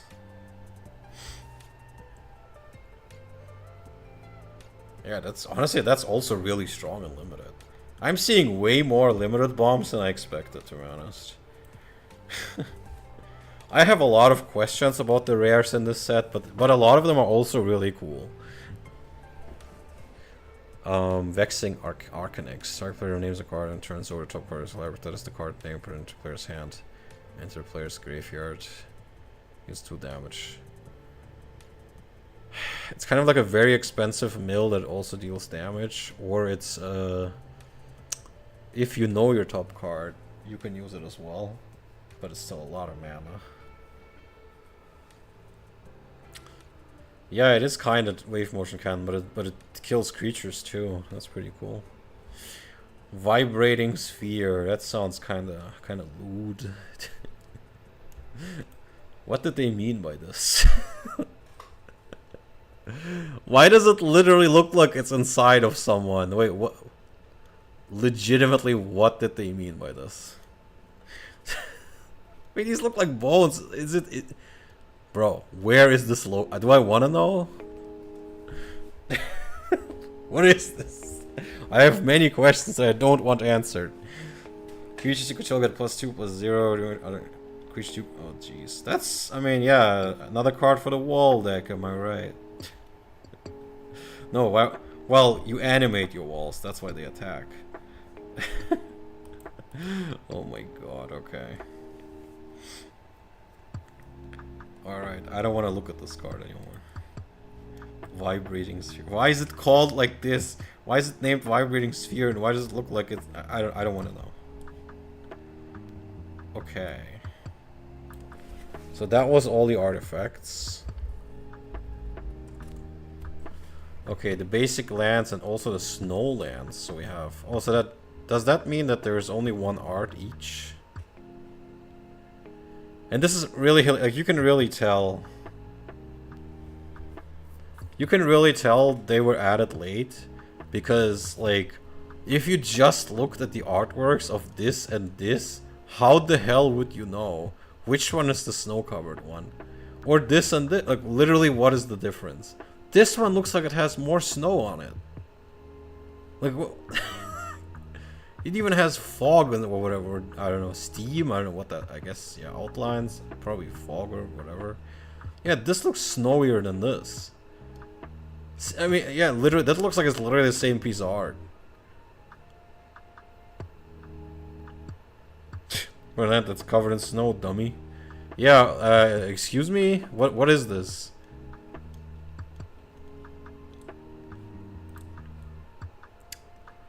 This also looks like literally the same painting.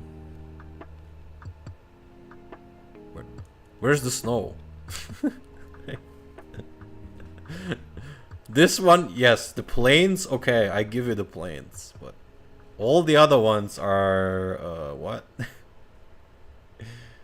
That is frozen water, not get a grip. This is amazing. So that meant that in many instances you didn't even notice that your opponent played a snowland. That's how, like, you know, weird the design was. Only 2 uncommons and neither of them make mana, I think. Cumulative upkeep 2 life. Yeah, this is sacrifice a land. You cannot attack, all damage dealt to you. This is like that's a sphere. But yeah, you have to pay a lot of life. But if you have something like Ivory Tower, like, what's the downside? Well, I guess eventually you can't keep up with it. Because it's like 2, 4, 6, 8, 10. Yeah, that's probably too much. But probably buys you a lot of time, though. Ice Flow, I think, is also pretty strong. You may not choose not to attack. You can tap down a creature that... So there's a lot of stuff here that punishes non-flyers. So I see what they meant when they said they want flying to matter. There's a lot of things here that target only non-flyers. Yeah, so it taps down a non-flyer. Honestly, not bad at all. And the rares, that's the dual lands. More than one cycle, 2 cycles of dual lands. Yeah, it can be. I think Maze of Ith is more universally usable. Glacial Chasm needs a bit more of a build around. Like, you need to know a bit more what you're doing. Maze of Ith you just slap in many decks that aren't just aggro decks. And have fun with it, but... Adarka Waste, yep. White-blue, Brushland... Halls of Mist. No creature can attack if it attacked during its controller's last turn. Wait, there's a Yu-Gi-Oh card like this, isn't there? I forgot. But this sounds very familiar.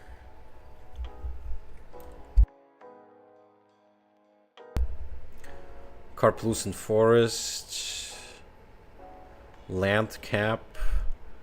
This is the depletion, white, blue. Does not untap. At the beginning of your upkeep, remove a depletion. Yeah, this is kind of lame, mate. This is not fun at all. Like every second turn I get a mana. Altar of Mist. That doesn't sound familiar. Maybe I accidentally named a more recent Yu-Gi-Oh card. I don't know. Lava Tubes, River Delta, Sulphur Springs, Timberland Ridge, Underground River, and Veld. Yeah.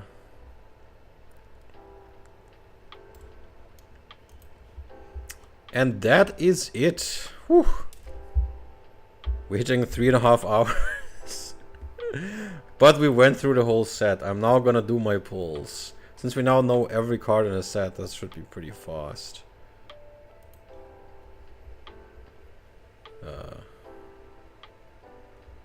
Still shorter than last, I think was it Tuesday's stream? Yeah, Tuesday.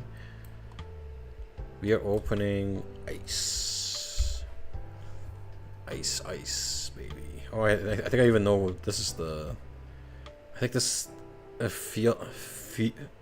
don't know how to pronounce it, okay? Don't make fun of me. Filja something.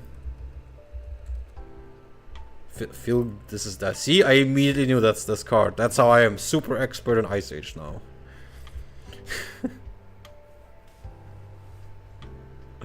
There you go, that's this card. Anyway. So 36 of this. Okay, let's get excited. Orcish Cannoneers, good start.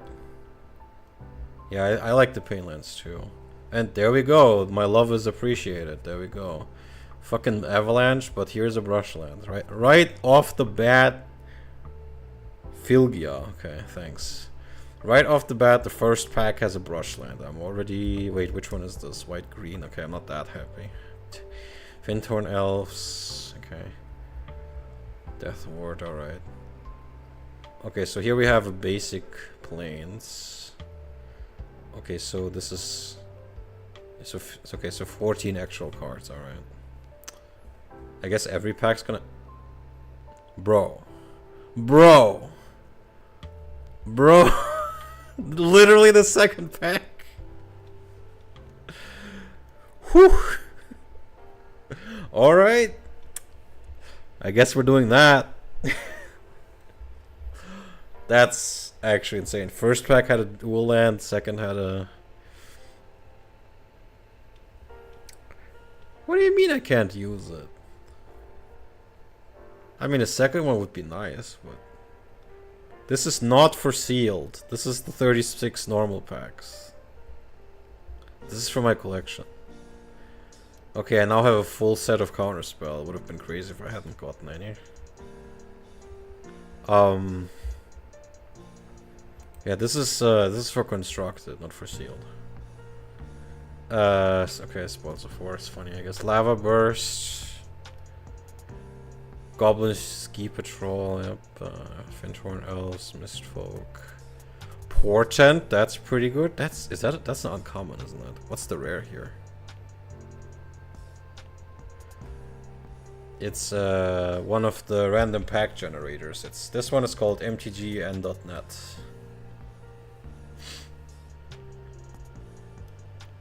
Like, yeah, you basically open virtual packs.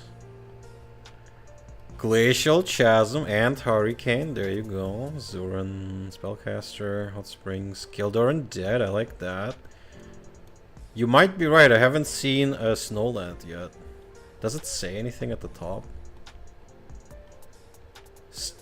Starter decks now contains snow-covered lands. Okay, so maybe it's just the starter decks, I don't know. But that's insane, so if they weren't even in the boosters, that's crazy. That's really stupid. Glacial Chasm, this weird... I think this is the rare of the pack. Knight of Stromgald is amazing. Ritual Subdual can be pretty strong but expensive. Word of Undoing, Illusionary Forces. I kind of want some of these, like, but they would be better in the... Yeah, see, I'm only getting the... Okay, so there are different arts. There you go. It looks like there are different arts of the normal lands. Arkham's Whistle. We shouldn't have made fun of him. Avalanche, Glaciers. Yeah, I'm getting a lot of snow stuff. Shatter, Touch of Death. Folk of the Pines. Power Sink, Morphine. Okay. 2 lands in 1 pack is... doesn't feel good. No, I think this is a different mountain art. This doesn't look familiar. I think that mountain looked different.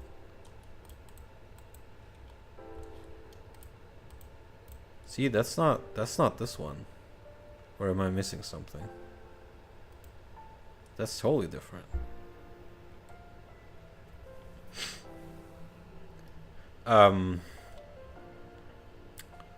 Where was I? Glaciers, whatever. 2 islands in the same pack sucks. This island is also a different island. Talisman Fumarole is pretty strong. Filgia. Brine Shaman, okay. Incinerate. Oh yeah, I do want a lot of Incinerates. There's a Spobble, Portent, Fintorn Elves.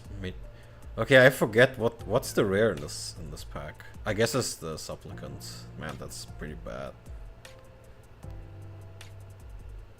Portent is nice though. Icequake, Diabolic Vision isn't bad. Ray of Command, I like that. Okay, seizures. I'm getting a lot of seizures. Maybe I shouldn't say it like that. But Hymn of Rebirth, Energy Storm. Yeah, this also looks like a different swamp. Okay, anything else here? Balduvian Shaman, oh Jesus Christ. Swords to Plowshares, I think that's my 5th one. Justice is really strong. Against myself. Ray of Command. Barbed Sextant, that's nice. Yeah, these packs are a lot more fun to open than 4th edition, to be honest. 4th edition was like nothing new and honestly also pretty disappointing. Basically, you mostly just looked at the rares, and Hallowed Ground is not terrible. Here is our favorite wall. There it is. The great hero has arrived.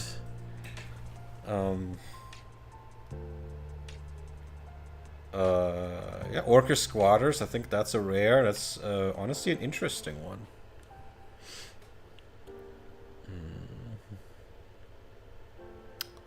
Tindra Wall, oh I like that. Heal, Stone Hands, Lava Burst, Illusionary Wall, yep. Portent. Goblin Snowman, hell yeah. Come on, give me one more copy of Necropotence, please. One more. It's all I need. 2 is enough. More than 2 would be great, but that's not realistic. But 2 would be great. Soul Kiss is nice. This is my first Hydroblast. I think I'm full on Portents already. Nice. Another Knight of Stromgold. Thought Leech. Scaled Worm. No game, no Necrop. Incinerate. Order of the White Shield. Nice. Mistfolk. I think I'm full on Incinerates now. More. Ooh, our favorite. Giant Trapdoor Spider. Nice. Orcish Lumberjack. Okay, I'm seeing a lot of stuff I want to play. But I have not seen many dual lands yet, so it's gonna be difficult. Oh god. Kildare Knight is a rare, I just remembered that. Like, imagine looking at this pack and realizing this is the rare. That's insane. You probably wouldn't even... You would have no idea that this is the rare. Unless you saw it in a magazine. You'd think it's... I don't know. Either if you still don't know Swords is one, is it uncommon, then maybe you'd think that's the rare. Or you'd think it's the Simulacrum guy. Maybe even Brainstorm, who knows. But definitely not the Kildoran Knight.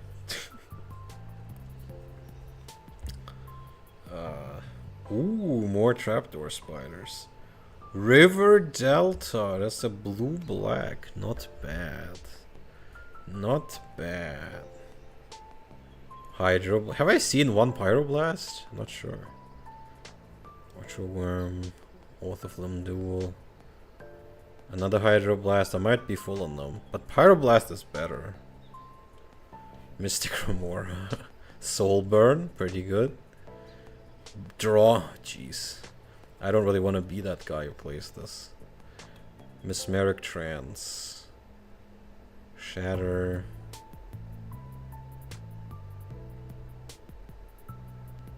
I like Gangrenous Zombies. Oh, Wind Spirit. That's the one. That the blue flyer with Menace. 3/2 for 5. That's so weird. Blue flyer with Menace. That's like, why? Zord Enchanter is pretty strong. Portent.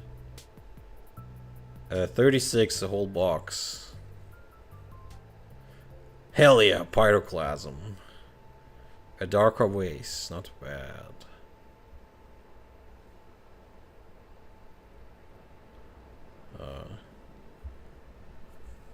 Those 60 packs of the smaller sets like Fallen Empires and the Dark. But 36 of the bigger sets. Because that's how big the boxes were.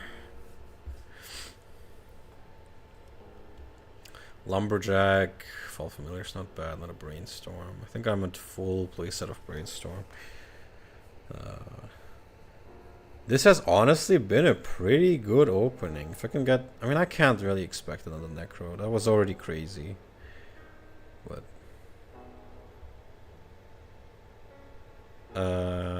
Dark Ritual. Withering Wisps, that's the cheaper Pestilence that you need Snowlands for. Giant... Ooh, Fire Covenant, that's pretty good.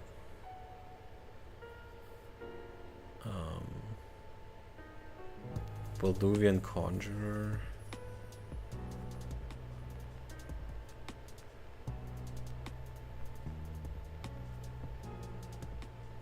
Illusionary Forces, I like that. Melting. Battle Frenzy. It's okay-ish. Oh wait, I got Ice Flow. That's not bad. Didn't even notice. Second Soul Davis Simulacrum showing up so much. You'd think it's a common. I think I've gotten way more of them than I've gotten Barbed Sextons.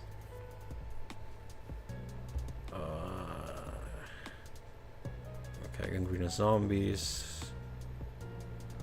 Cripples Giant. I think that's the rare. Oh, here's a Barbed Sexton. There you go. And the last card is Snowfall. Okay. So, a much more exciting start than the end, but pretty good stuff. Okay.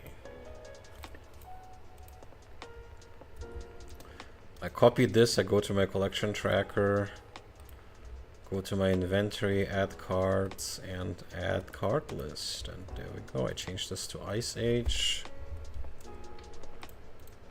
And there we go.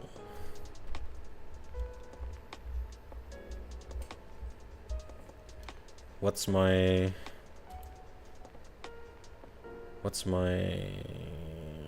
edition owned? Ice Age. Oops. Apply filters. What's my most expensive card from that? Yeah, not surprising. A Darker Waste. Okay. Only 2 dual lands. That's pretty rough, but It's a huge set, so I can't really expect more than that. Only 2 Source of Power shares, okay. Mystic Remora. Only 1 Pyroblast? That's insane.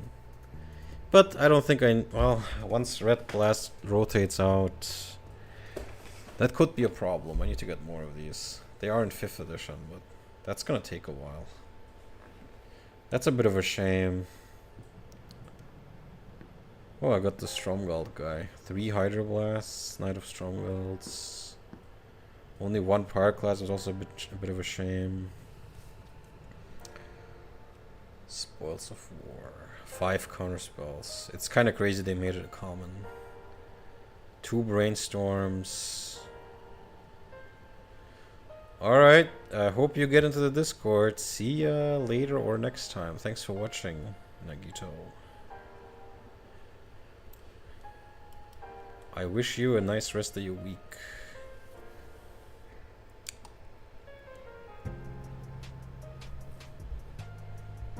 It has been a pretty long stream. And I tried to rush in the start, but it didn't help.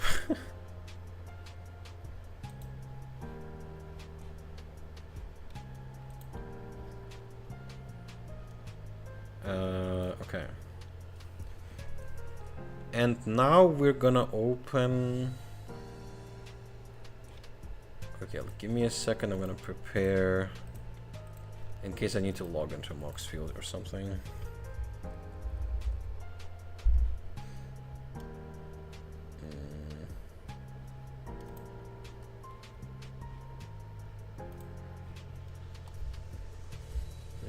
Ice sealed.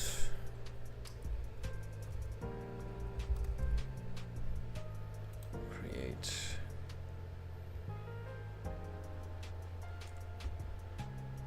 Yeah, all right.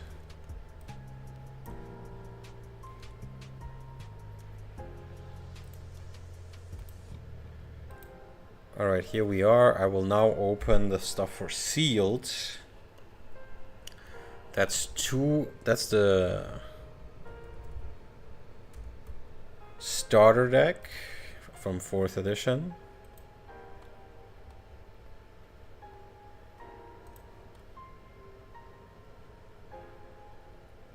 That looks very underwhelming. Visions, Ashes to Ashes, Keldon Warlord, Wall of Swords, Ball Light. Okay, holy shit, Ball Lightning. Okay, I might play red. I mean, 2 red rares. That's insane. Actually, I think he might be an uncommon, but... Pestilence. Okay, like, I'm already very inclined to play. That's crazy. That's actually crazy. I did not expect that. That's really hype. That's hype as hell. Yeah, actually, I keep them here. Well... Okay, I copy them like this. For the collection, because I'm adding them both to the collection and to... add cards. This is 4th.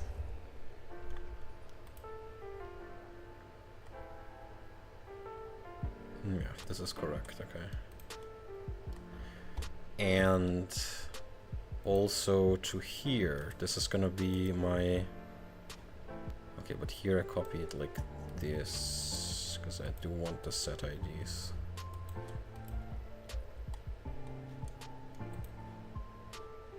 Yeah.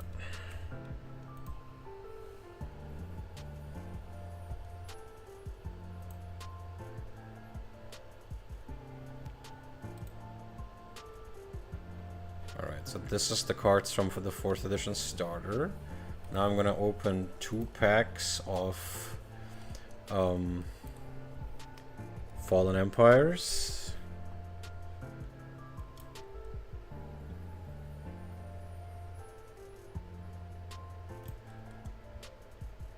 Sea Singer, Orcish Spy, Dwarven Soldier, Elvish Farmer, Wow, the black cards here are insane. And one pack, Order of the Ebon Hand, Mindstep Thrall, ×2. Elven Lyre could be... Wow, Pharaoh Thullet. These rares are not bad. Order of Lightbird, wow. Man, these packs are better than the 60 I opened when we were doing Fallen Empires. Okay, I copy them like this first maybe, in here.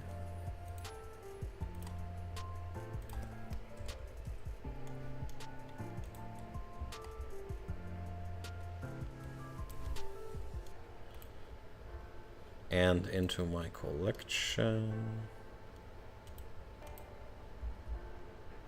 Oh wait, here I have to copy them like this.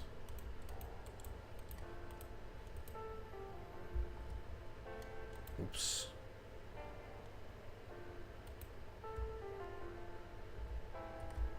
Into my collection.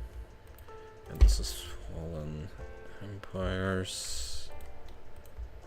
Like this. And now I open another 2 of Ice Age.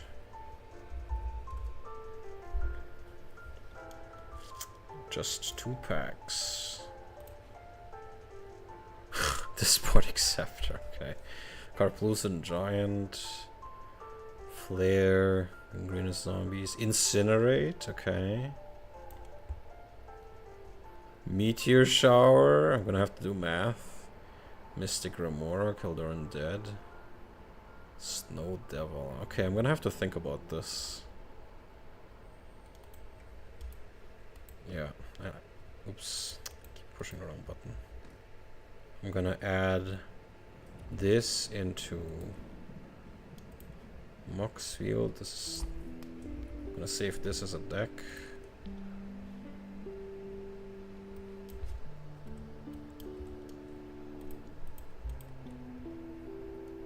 And in here, as a card, let's save it.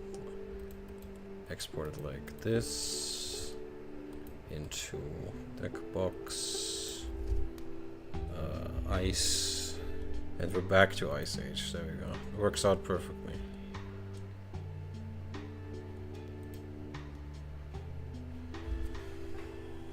All right, so these are my cards for the sealed deck, and I can also add for visual grid maybe. Oh, that's kind of annoying.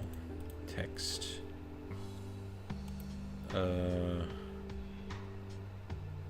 Color. And maybe sort by, I don't know, price. How many lands do you even have? Okay, I do have 5 mountains. So I could easily play red. 4 swamps. So I could add like 3 mountains and one swamp or something like that. Or something like that. But that would be 8 and 5. That would only be 13. Damn, that sucks. That limitation is pretty rough. Let's take a quick look.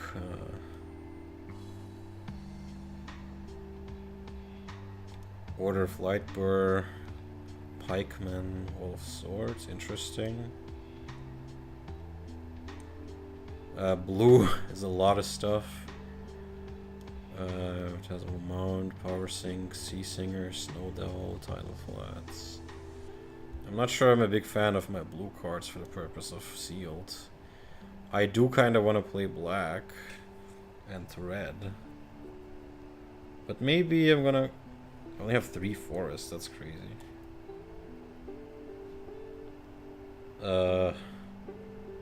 Armor Thrall, Bright, yeah, that's really good. Cloak of Confusion. Frozen, nah, that's not that good. Greenest Zombie still. Horshade, Kildoran Dead, Bust Soul. Man, Order of the Ebon Hand, Pit Scorpion, Unholy Strength, Weakness. Pestilence is so strong. And I also have Withering Wisps, damn. Mindstep Thrall and jeez. Dwarven Warriors, Flare, Grizzled Wolverine, Carpulsan Giant, Golden Warlord, Meteor Shower. Well, only one. Okay, my red isn't as. Okay, I do have Ball Lightning. Interesting. It's interesting. I might go. I only have 3 forests though.